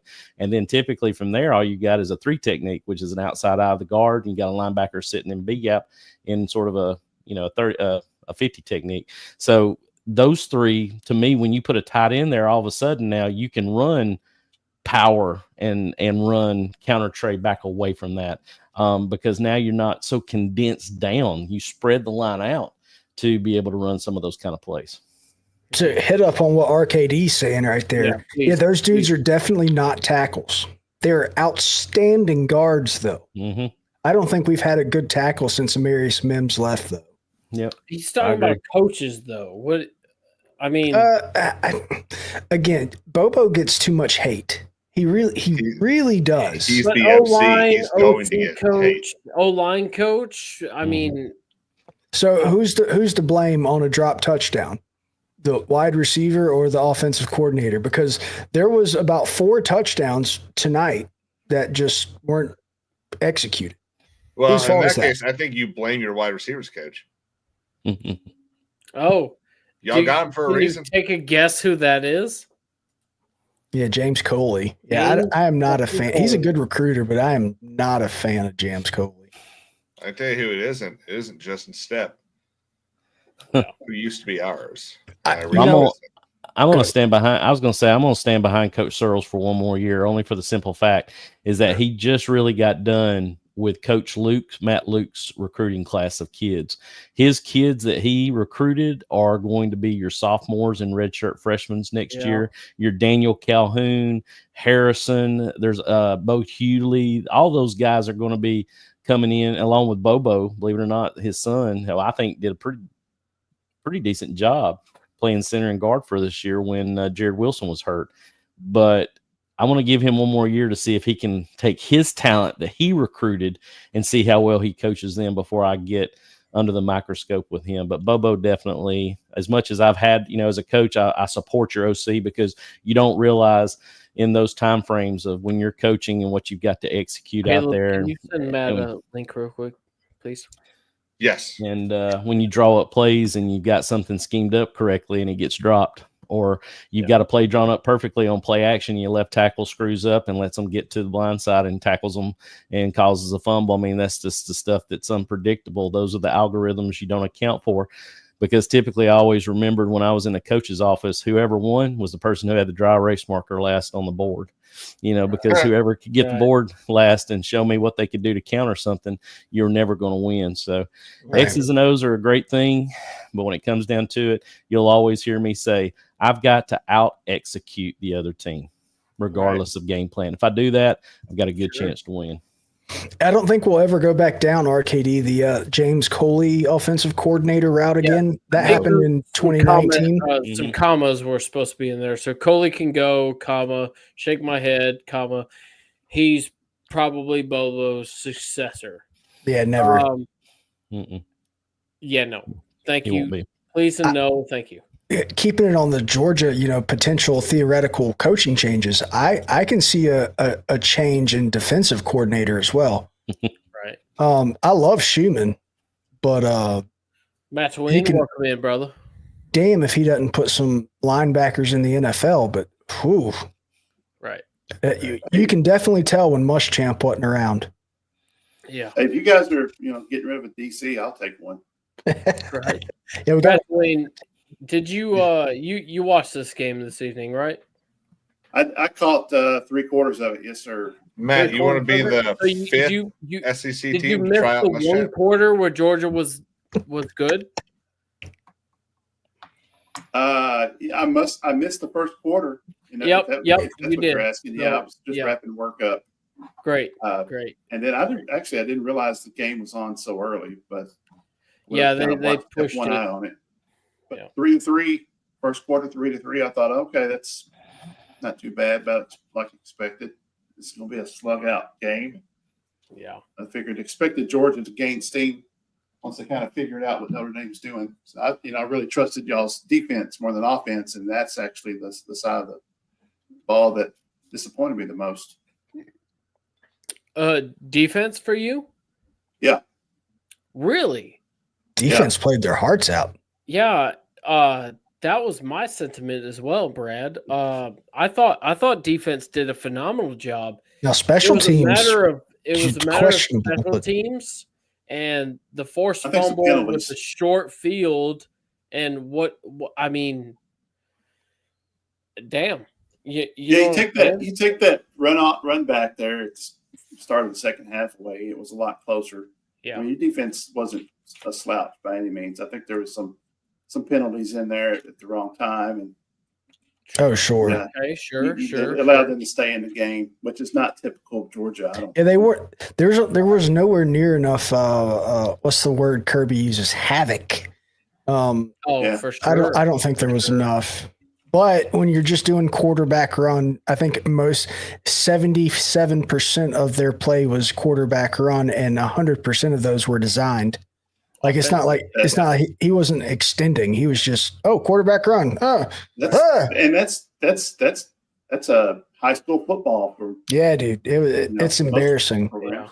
Embarrassing. Coach, would you take this question for me?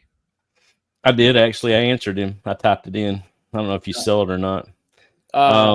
Yeah, I'll say this: if Ellis Robinson is not getting an opportunity at DB1 next year, I don't know what is. I think Dalen Everett's going to obviously go to I think he goes to the draft, and Daniel Harris. Yeah, Daniel Harris is, to me, he's still giving up the inside slant. I don't understand why our technique is so square in man off when we're letting the inside slant. That's the worst route you can allow get open on man to man.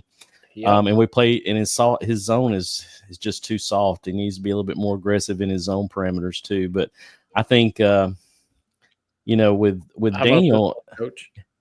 I think, Daniel Harris, he does lack twitch. I like him because he's got a big body frame, got long arms, got good reach. Got to be in position though. And he's good tackling, but he tends to not run in phase very well.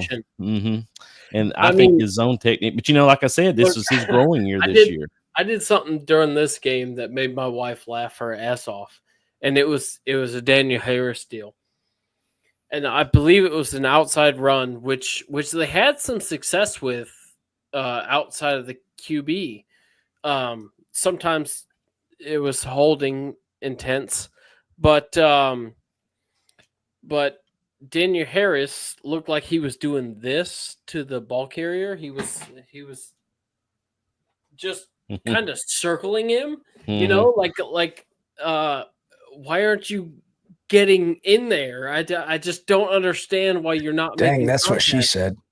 And honestly, CJ Allen was a bit disappointing tonight too with his tackling. It was very subpar for me. It felt like he was unsure about his angle and he just gave up instead of trying. Yeah. That's what it felt like. Like, oh, I don't have this. Somebody else will do it. And it's like, no, at least try to shoelace him. Just something, please. What RKD means by twitch is like fast twitch, slow twitch. That's an old kinesiology study. You have people that are fast twitch would be like a Lad McConkey, someone who moves well in space, very quicky and twitchy, versus someone who's not. Because Arian Smith is not twitchy. He's fast, but there's a difference in being straight line, linear fast, and not twitchy. He's not twitchy. And he can't always catch. But you're talking about the different types of muscle speed? Yeah, that's what I think RKD mentioned, that Harris doesn't have twitch, and somebody asked on the I think it was twitch. Mariachi Man. So I was trying to explain that to him. No, it's the social media website. He doesn't have one. The streaming platform. Obviously, we all remember the hit. ESPN Science did that video on the hit, talked about the two different types of muscle groups people have: the slow twitch and the fast twitch. Yeah. I watch that every year to remind myself just how awesome a play that was. No, it's completely true, man. You got it. You got to have that. And RKD, man, I appreciate you being here. Make sure, if you haven't, make sure to hit that subscribe and recommend to friends. But we'll see you in 7 months. Yeah, see you in September. Yeah, no shit, we're done. No, we'll be back for the semifinals. We'll go ahead and commentate in this. The whole crew will be here, hopefully. But no, man, disappointing today for the Dogs for sure.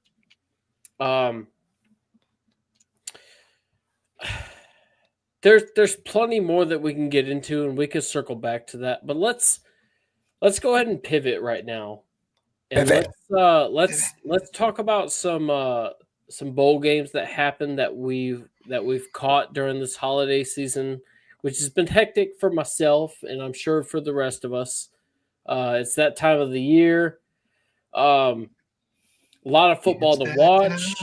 A lot of games that you might not care about, which you did see.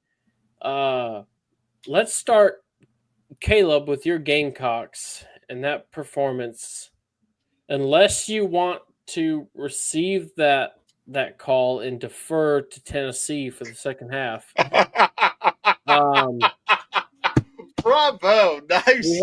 We have there. We have 2 losses to discuss here. Oh, we already talked about one loss. Caleb, shit, we're in this scenario, you have won the coin toss. Do you elect to defer or no? Now I'll receive. Okay. You would receive the Cox, yeah. Honestly, sort of disappointing across the board. There wasn't really anything that stood out. South Carolina had a shot basically pretty much until the whistle was blown. Like 2.7, yeah. $2.7 million in NIL. Dylan Stewart's getting 1.6, I believe. So yeah. South Carolina's got, I think, the 10th highest NIL budget right now. It's only going to get bigger. Who's paying for it? I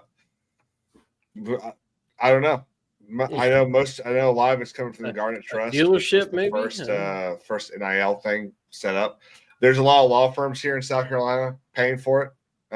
Y'all have got Morgan & Morgan giving Carson Beck a couple $1 million to show up on his on their billboards in Atlanta. That's all right. That's okay. I kind of spoke earlier about being disappointed with the way Illinois' head coach called that game, and great strategy to sit there and slow the game down, but I don't think anyone really would have cared if he hadn't done what he did when our player was injured, walking over and smirking at wasn't it his player that was down? Was it his? Oh yeah, okay. Yeah. It was either ours or his. Yeah, but he was still just taunting, he was taunting Beamer. And technical timeout, and it's like you're not fucking Lane Kiffin. Stop being an asshole. It's just the way the entire thing went down, and then you had one of the things that really annoys me, and this is kind of directed at South Carolina fans in general, or at least the ones I've heard. Nick Imawari comes in and plays that first half of the game, and we're not doing very well going into halftime, and he decides that he's going to sit out the rest of the game. Now, I'm not very supportive of that. I think you're going to start the game, you should finish the game. You're not that Buffalo Bills player, but I think for any South Carolina fan to criticize extremely vocally Nick Imawari when he should have left last year, could have left the year before, I think is ridiculous. Considering that he has constantly been the highest projected South Carolina player in the draft for the last 7 weeks, above Kyle Kennard, who had one of the best performances in the entire conference this season.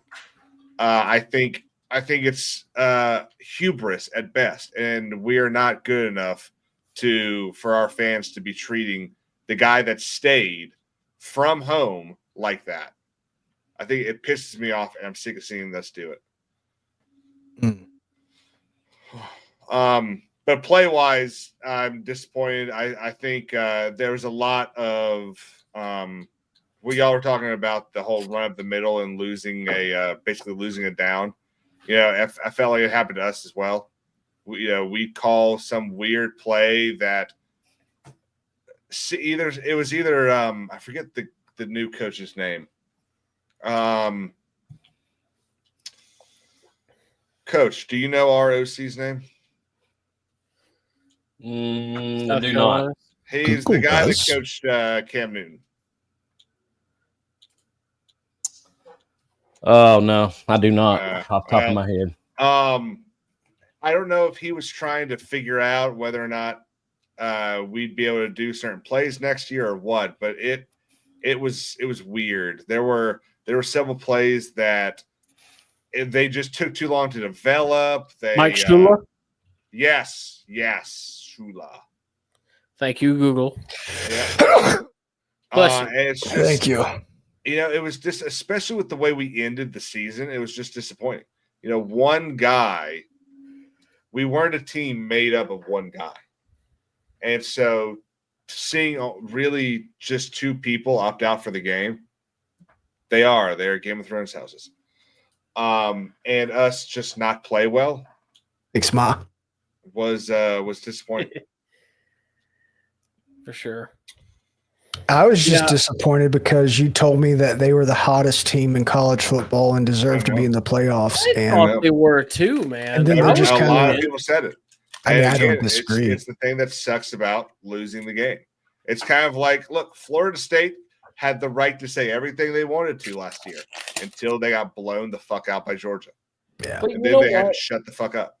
Caleb, tell us something that we can all be happy about. Well, something that's really, really fun is just don't do it. It's 18 days. It's so cringy. Joe Biden will no longer be president. Okay, that's definitely one. That's not what I thought you were going to say. What do you think I was going to say? I thought you were going to say at least we didn't lose to a dog shit Michigan team. Okay. No, we just lost to a dog shit Notre Dame team. You did set me up correctly. I will say maybe they'll go all the way, Brad, and we won't look so bad. They're not. Could have, the way he kept saying, "Don't do it." Something that I think we can all be very happy about is that none of ours, Tennessee's, Georgia's, or South Carolina's, 2024 year of football ended the same way it began, with a loss to Michigan. How you doing, Bama? Yeah. How about that college football playoff? I think there's going to be a lot of what's the word I want to use? Evaluation on Kalen DeBoer's system this next season. You don't say? Yeah. Well, y'all heard these stories coming out of Alabama, at home right? next year. Y'all heard these stories coming out of Alabama, right? Which ones? About the players just they're just acting like they can just roll in. Oh yeah. It feels a lot like the stories you hear from the Russian players in the 1980 Olympics. Is they thought literally until the whistle blew, they were like, "Well, we're Russia, we're gonna win." No, you got to play the fucking game. And again, I was gonna bring this up earlier, but what do I love to say here?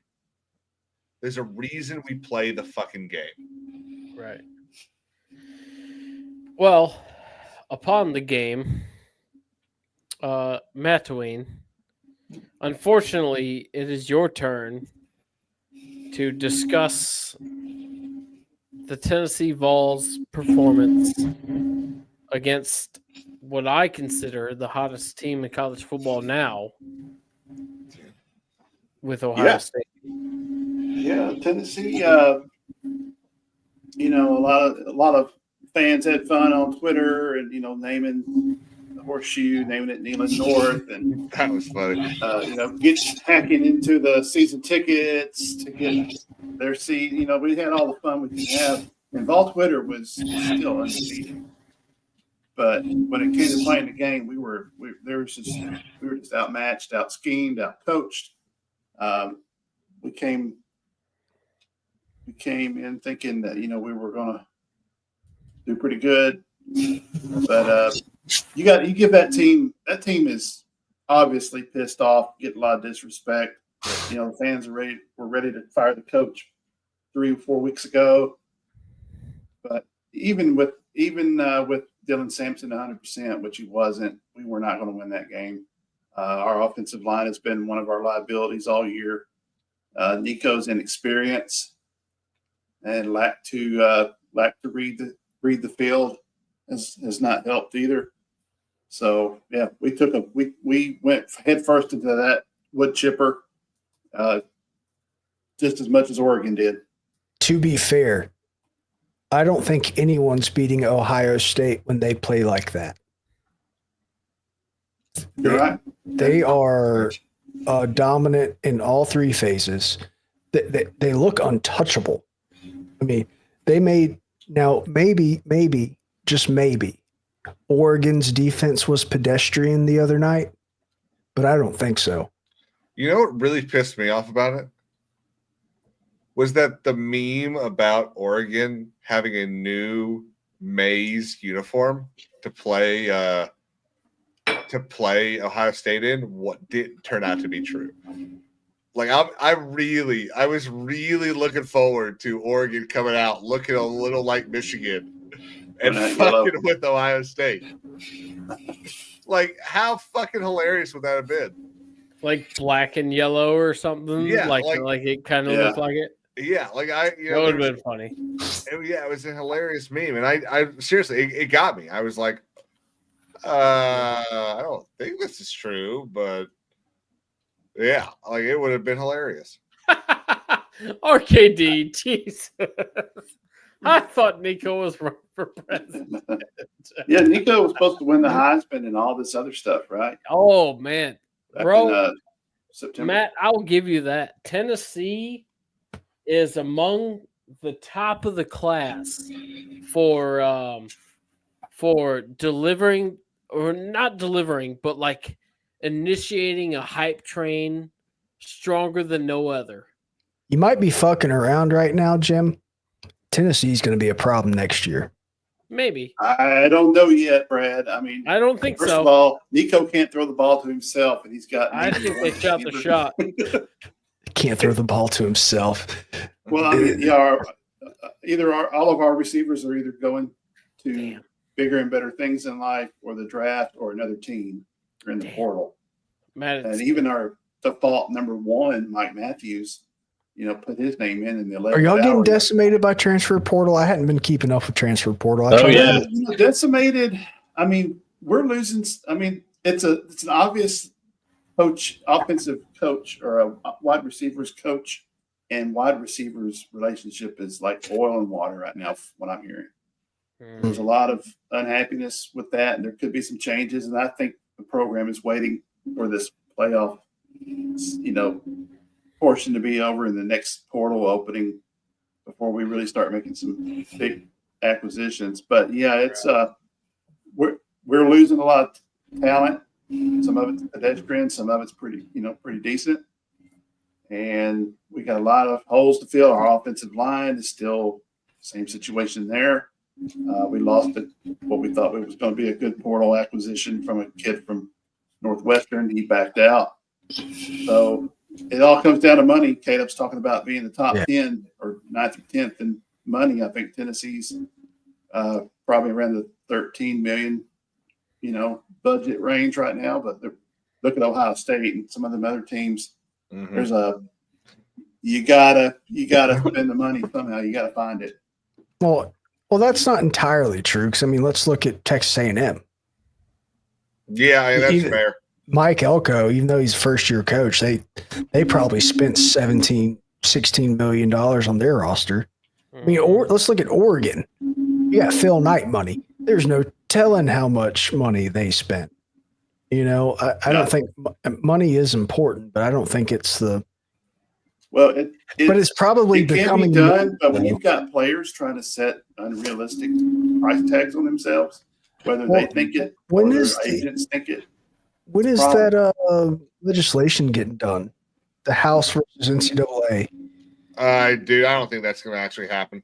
Well, first off, it's got to get refiled. We're in a new Congress now, so it has to get refiled. And then Congress Congress does that every like 4 years. They threaten the MLB and then they'll threaten the NCAA. And hey, maybe we should look at this. And they never do anything. They just want one of them to do something about something. It's a joke. I mean, the inmates are running the asylum right now. It's just, I don't see how it's sustainable the way these kids are wanting money. No, if they're going to go out there and find out they're not worth what they think because teams can't afford everybody. Just wait till we have to pay for, do like the NFL and have to pay for like applications to watch games on. You'll end up being a JT Daniels out there playing at Rice your last year and just. Yeah. It's going to be like. Yeah, because Rice gave you $14 million to come play. Or a Brock Vandegrift playing at Kentucky your last year. Like it's just, the portal giveth and the portal taketh. And, we'll see what happens. Why don't we just go ahead and say it's pay for play and be done with it? It's 100% pay for play. It is.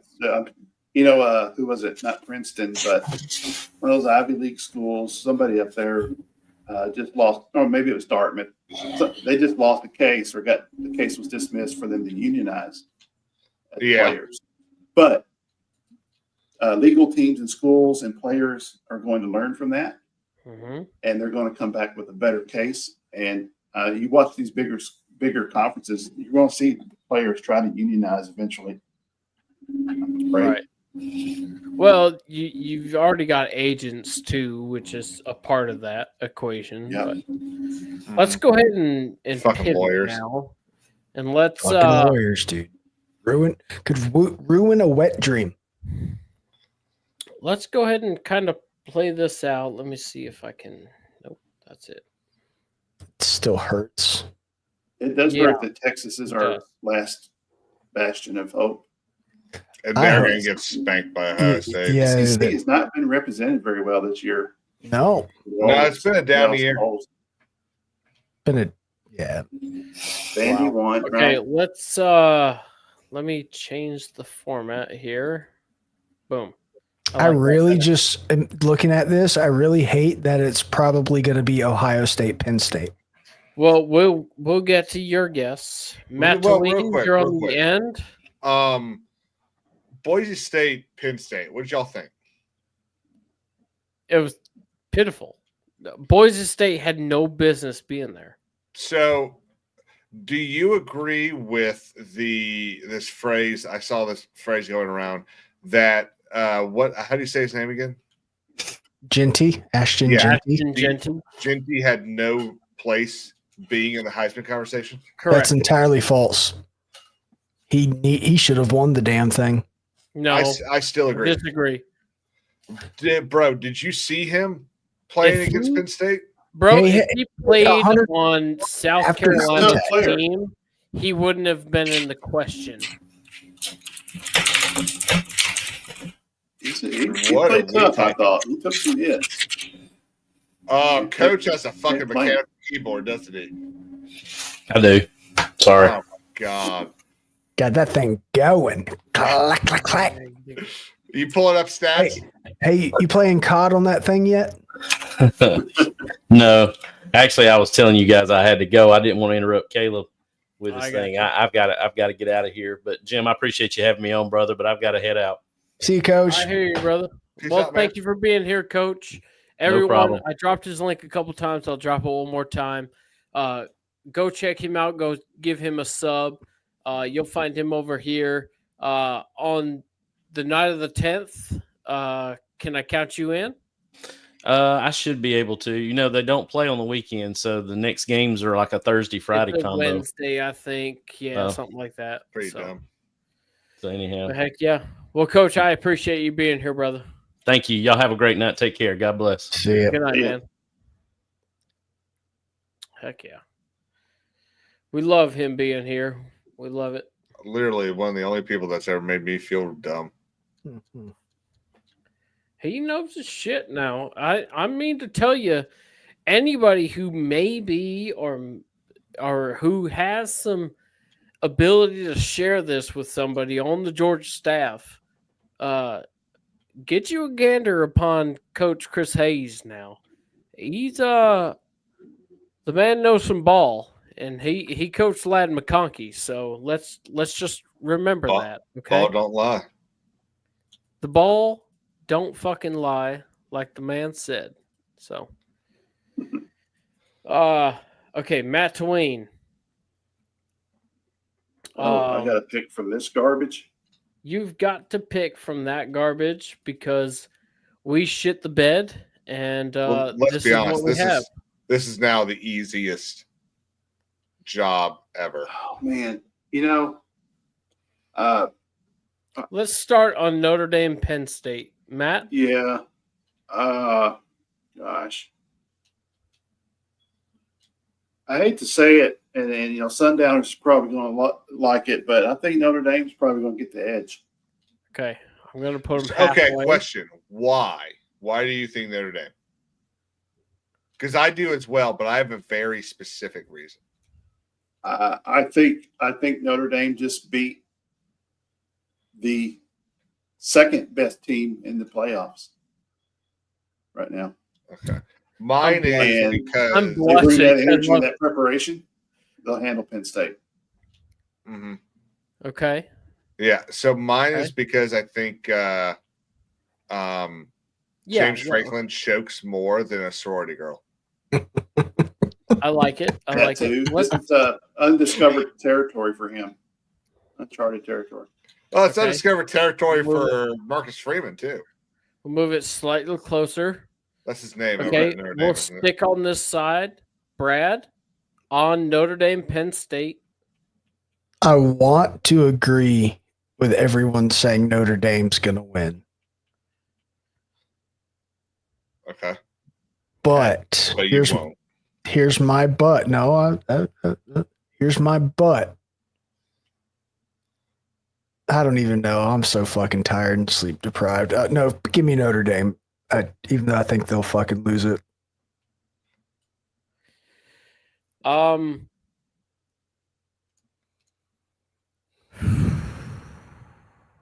with you.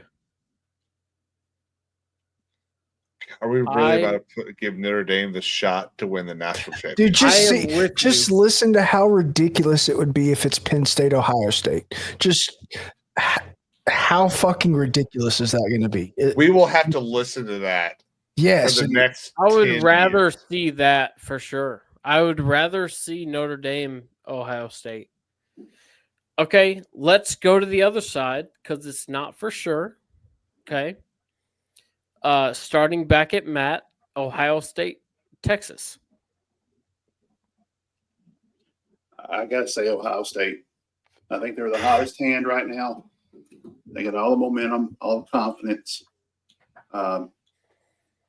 Texas, as I said, that Georgia was the second best team. They beat Texas, twice? Twice. Texas. Convincingly, too. Texas, I don't know, for whatever reason, Arizona State, not knocking them, no offense. They're a decent team. I love Scattaboo. I mean, the name alone just makes you want to like the dude. Bro, He played his heart out. He single-handedly came back and almost beat him. But Texas, I don't think they're ready for what's coming. I agree. Unless they learn to use Arch Manning more. I'm going to agree. I think, and I hate to say it, I really do. I don't know if the words can physically come out of my mouth, but I don't think Texas is going to win. See, I found a different way of saying it. Okay. Yeah. Interesting. Brad? No one is beating Ohio State in the current way they are playing. I'm not sure the Bills can beat Ohio State the way they're playing. Okay. Look, I've heard this before. There's not a single in the history of college football. There's not a single team that would beat an NFL team. An NFL team? Well, it's a different game. You take the worst 2021 Georgia team. You take the give worst the Cleveland Browns team from 5-6 years ago. The best Georgia team ain't putting 20 on the board. It depends on which game you play. like if you put because if you put the college students on the NFL game, because it's a different game. Yeah. Mm-hmm. Like it's 100% correct that it's a different game. Yeah. But if you bring the NFL team back to the college game, Rules. yes. But if you put the college team in the NFL rules, no. I think Georgia could have beat the Browns in 21. No, I'm sorry. I just disagree. It's Ohio State's wide receiver core versus Texas's secondary. Yeah. Yep. So And the run game I'm too. right there with everyone. Yeah. Ohio State is going to beat Texas handily. The way Ohio State is playing now is legendary, and Wait for it. it couldn't have. Damn. Yeah, wait for it. Dairy. It couldn't have come at a better time. They shit the bed against Michigan, but it matters not. They are playing the best football I have seen for a couple of years now. So, question then. We sat here 4 weeks ago and criticized the committee over and over for Notre Dame, Notre Dame, Ohio State, Penn State, Indiana. Do we have some crow that we need to eat? No. So with the 12-team bracket, and if anybody could please be a dear and check the Ole Miss score for me with Duke. I think for the most part, SMU had no business. Mm-hmm. Okay. Clemson had no business. Indiana had no business. Boise State had no business. Arizona State did have business. We found that out, which is one thing that I could say. All those teams that I just threw over back to the field, right? Mm-hmm. The beauty of the 12 team is we could see teams like Notre Dame and like Arizona State that otherwise we could have just shoved them out the door.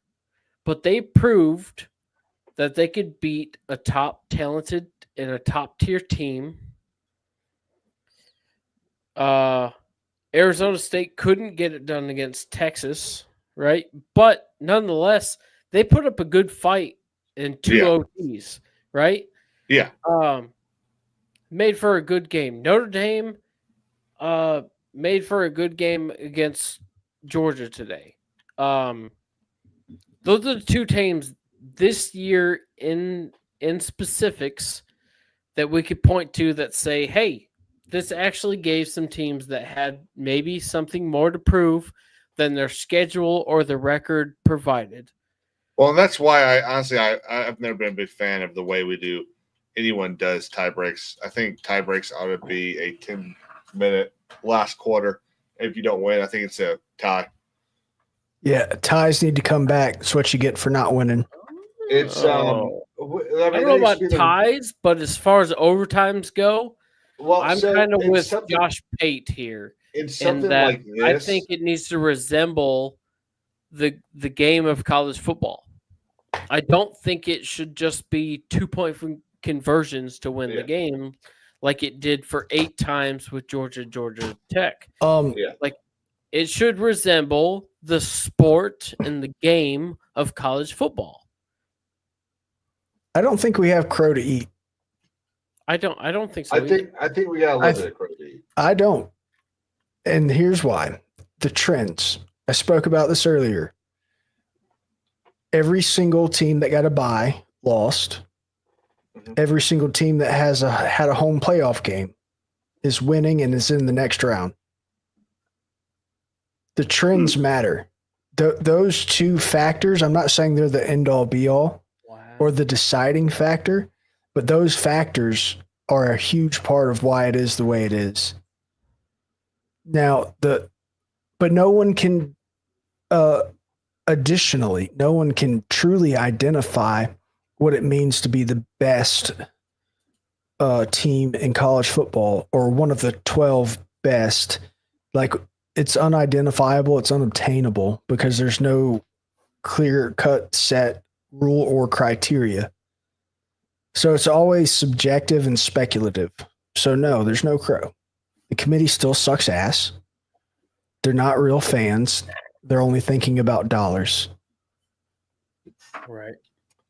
So I think I do have to say, I think those statements right there, I think I don't think you understand what I'm saying. Yeah, we were talking shit about them putting teams in. I mean, I think if there's that, crow that you think you should eat, let's hear it. I think that this shows that there were legitimate reasons to put Notre Dame and Ohio State in. Do I think that losing to NIU should be a practically end-all, be-all? Sure. But at the end of the day, Notre Dame did what Notre Dame needed to do. Well, they won the game. But there was a double standard in order for them to get there. Yeah. What's the double standard, though? They lost. For one, they're not in a conference. The brand name. Number one. Number B, they lost to an FCS team. Or are they less than that? I don't know. If any other team in one of the Power 4 conferences lost to an FCS team, they are automatically out. I don't give a damn if they won the conference. Yeah. There'd be a way, they would have found a way to not even let them go to a conference championship. Like it's a double standard. That's some tax breaks they get. Some tax breaks. Yeah, I was just saying, it's been almost 2 hours. I haven't heard it yet. I think what would be cool though, if Texas did beat Ohio State, I think the starting quarterback for Texas is your starting quarterback for Notre Dame next year. That'd be hilarious. Again, I think that might happen. No, he's going to go to the NFL. He has to. Think? Yeah. No, maybe not. Well, who's leaving this year? Riley Leonard might be leaving. He's a senior. Quinn's got one more year. Yeah, Archie Manning Manning's probably not cheap. Yeah, this might be the year for Quinn to go in, because if Quinn goes in next year, there's a lot of quarterbacks in next year. So you've got to fight, and there's several teams that might be looking to get a quarterback this year. So I think this is the year for a quarterback that is good, but might have we need to develop this guy. I think this is the year for those guys to go ahead and go to the draft. Alabama could be in the purchasing. Yeah, Milroe declared, right? Milroe's either declaring or he'll go to Miami, somewhere like that. I mean, Miami's already tainted. They've already messed with Nico. That's crazy. Miami. I mean, there's a little honor among thieves where they kind of share with each other what they're paying players, and I think they reached out and touched somebody.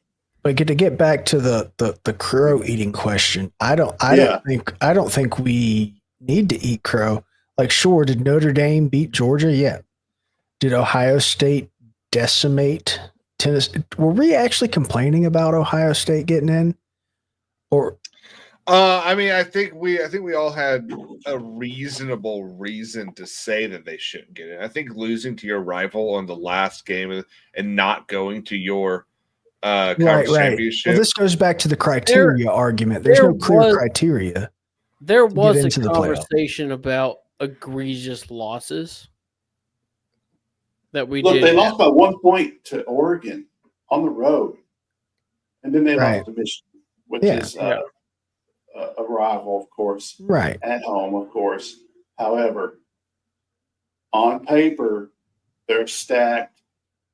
They lost, 2 games all season? I mean, they probably deserve to be in the top 12 somewhere. I think the argument may have been, I might go back and look, but I think the argument may have been more, where do you put them?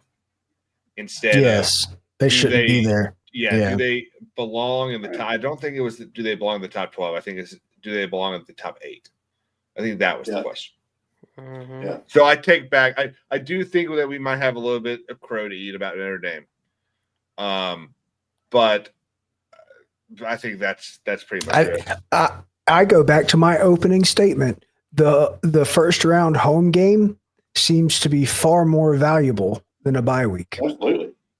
Tennessee wanted it so bad, and we were so pissed that we couldn't.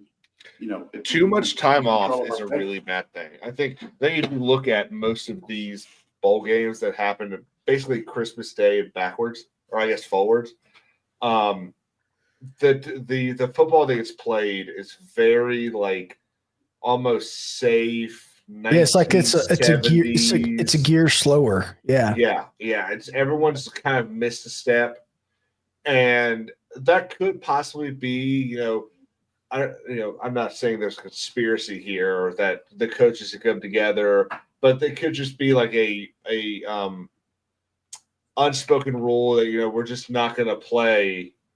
They don't mean as much. We're not going to play our hearts out because you've already gotten the money. You don't get extra money for winning. And who gives the shit about a conference trophy awarded to the which by the way, that trophy is dumb. The conference trophy, they get a conference with the highest percentage gets a trophy. I think we need to talk about something that actually matters right now, and that the Pop-Tart Bowl should be a part of the playoff. Pop-Tart Bowl is a national treasure. All right, I got a question for you. Best thing going in bowls. And, this is going to be a little weird. Okay, y'all ever scroll? How I think we all probably doom scroll on Twitter. Yeah. You ever get to the videos about like the weird conspiracies, talking about like the hoodies that like Diddy made for people with the weird face thing on it? You're getting deep in some stuff. But like, you know what I'm talking about? Yeah. Mm-hmm. Okay. So I wait to see this because I'm sure they're going to add it to the video because it's the same video on like 9 different pages that'll, 30,000 videos in you'll find. They when they showed the Pop-Tart from last year pop up, it looked a lot like that image on the hoodie. And so I'm just waiting for like the inclusion, the Pop-Tart Bowl and what it means about killing kids. I don't know if this is a hot take or if this is just me being based as fuck, but the Pop-Tart Bowl should be a part of the playoff. And I think the Rose Bowl should indefinitely be the national championship game. So I don't really care West about the Coast game, huh? Well, it's just because of the venue mainly. The venue and the the pageantry around that game, like it coincides with national championship in my mind. So there was already a big deal of getting the Rose Bowl added to the playoff in general because it was going to change. Like the Rose Bowl is one of the reasons why the playoffs are when they are, because they won't change when they do their parade. So I think if you have the Rose Bowl as the national championship game, you're either starting college football a week or two early, or you're cutting a game out of college football because they will not change. It's like in the city charter, like they will not do it. I mean, I wouldn't be upset with college football ending on like today or yesterday. I wouldn't be upset with that at all. But, I mean, they're not gonna cut games out of the playoffs. They'll cut games out of the regular season. There's no need to. Don't have a 14-day break. Okay, yeah. So that's one thing I will say as a Georgia fan too. I've been brought out of football, even though there were bowl games and all that and the rest, and there's been other things, but between that and the holidays and the traveling and the doing things and such, like I've kind of lost my football mojo, and especially today, being a Thursday, because At 4 o'clock. because it was postponed due to a terrorist attack in New Orleans. But even without that, on a Wednesday, when the game was supposed to happen, yeah, sure, it was New Year's Day, but like, what the actual fuck are we doing? Like, I will never not have this complaint about college football. When we play games not on Saturday, like, that's your day. Secure that day. Let's play the serious games on Saturday. The bowl games, sure, okay. We can have our New York 6-day games and whatnot, right? But like, why wasn't the playoff games on Saturday? So the one of the things that bugs me is I don't necessarily mind the bowl games throughout the week. I think it's absolutely ridiculous that there was a bowl game at like 2 o'clock yesterday. I don't care that it was. Yeah, it was New Year's Day doesn't give a shit to the most of America. Yeah, people work. But those bowl games should be at the earliest at 6 o'clock. You could do. There are not enough of them. You have 1 or 2 every day, and 6 o'clock and an 8 o'clock game.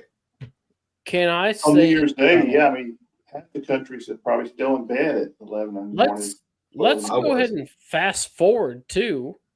Yeah, to the national championship on a Monday night. On a Monday, what the fuck are we doing? I totally agree, but the national championship has been on Monday for like 35 years now. Yeah, it's ridiculous. That's why I say the Rose Bowl game should be the national championship. New Year's Day. It's done. The championship, the national championship we can't have a 12 on a fucking Saturday. Sure, you can. Cut a couple games out, couldn't they? No, you just don't take 2-week breaks. Oh, yeah, no, I mean, if you if you don't take a 2-week break, then you'd more than be able to put it in there. You actually might even still be able to take a little bit of a break. You squeeze it in. Yeah. Or you do away with one cupcake game. Could be some NFL TV contract stuff going on in there too. So Sundowners is commenting quite a bit. Let's start with this first one. Don't sell Texas short. Playing in Dallas, Ohio State may win, but they won't run all over Texas like they did in Oregon. Actually, I disagree with that. Georgia was able to fuck up Texas. I think Oregon's going to do tenfold to them. So, Ohio State. A team from Texas has not won in Jerry World in like several years. So I'm not worried about that. Well, except for the fact. In Texas plays the wrong style of football to beat Ohio State. Yeah.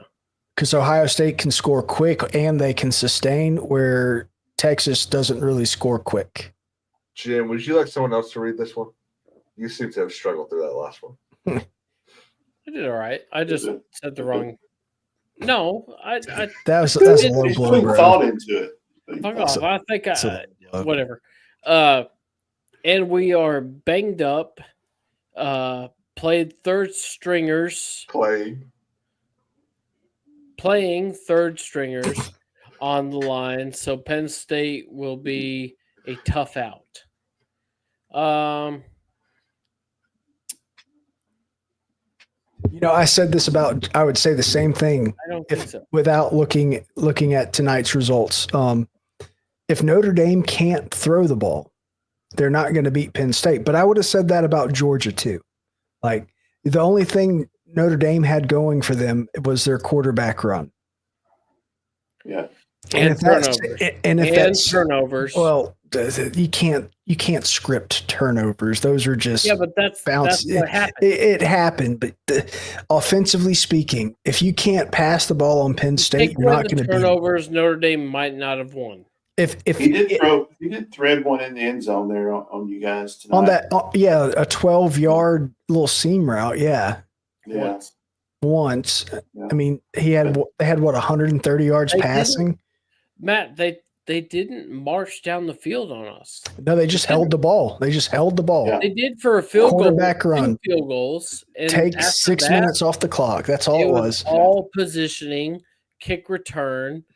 It was, yeah. It was. They didn't march down the field like it. Yeah, time, can help control the ball, run the clock. Yep. Yeah. That's what it was. I like that kind of football. And that's something that I call attention to, and I don't know if it's that big of a deal. Whatever it might be. Good push. Thank you. Well, But I think under Kirby Smart with this Georgia team and other Georgia teams in the future, I think a point of concern for me is clock management and game management.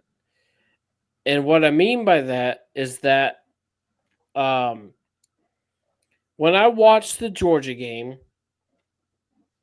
it feels like to me that the quarter and the half is up in half the fucking time that other games that are played happen, right?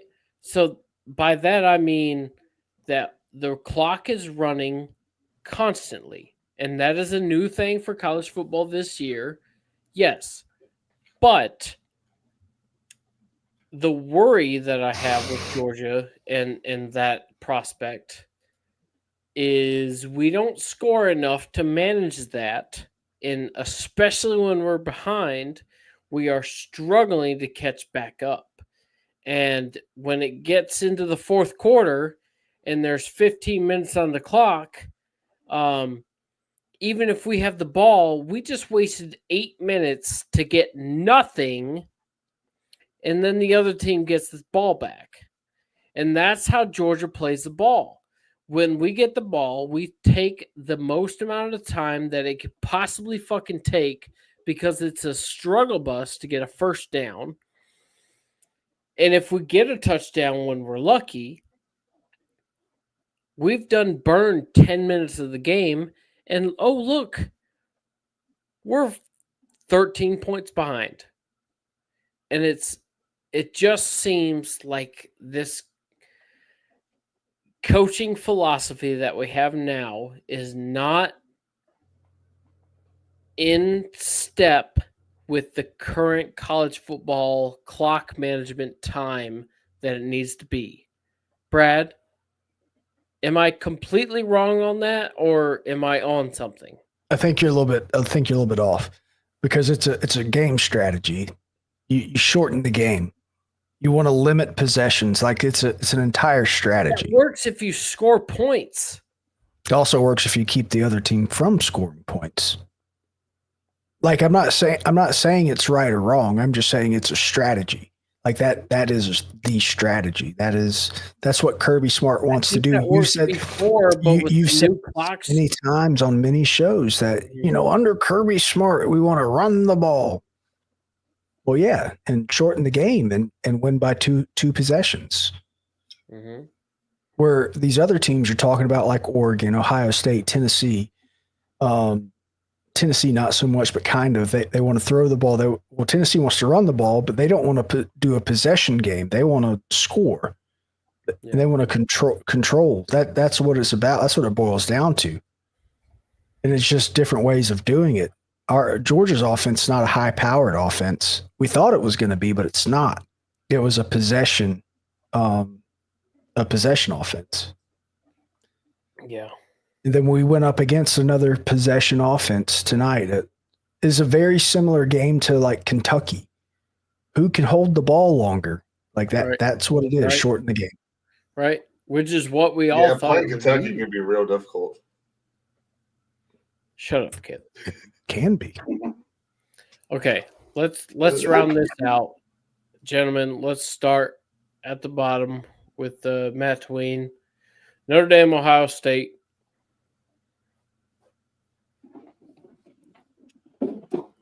Oh gosh, I would say I gotta go Ohio State. I hate to say it. Okay. Hate to say it. Especially if Sundown is right, if the third stringers are still in there. I mean, they got this far on some third stringers. Kudos to them. Right. But yeah. And Ryan Day keeps his job. Yep. Oh, Ryan Day is old secure Mega his Dog job. is with you. Ryan Day can lose to Texas, and he's already secured his job. I think so. I think he's sure. done enough. Yeah, Ryan Day basically had to not lose badly to Oregon, and that was it. Right. Yeah, I think the tempers have calmed. And once again, what did I say that night? Those Ohio State fans don't give a shit as long as he makes it to the playoffs and they win a game or two. Because there's nobody that they're going to go get that's going to be able to do better immediately. Mm-hmm. No, they might as well just hire Chip Kelly. He's already up there in the box. Mm-hmm. Right. That. Caleb? I agree. Ohio State. Okay. Any comments? No. Just More really playing good my ball, life, doing good. The only Ohio State fan I know. I Star don't Wars talk Santa. to her anymore, so I don't really talk to Star Wars Santa. Well, we'll get him on these next couple episodes, but Brad? Well, only because, and I can't even say this because Georgia apparently wasn't a good team according to Twitter right now. So Notre Dame hadn't beat nobody. So it's got to be Ohio State. Okay. And I'm the deciding factor here. Yeah, I mean it's 3-1, dude.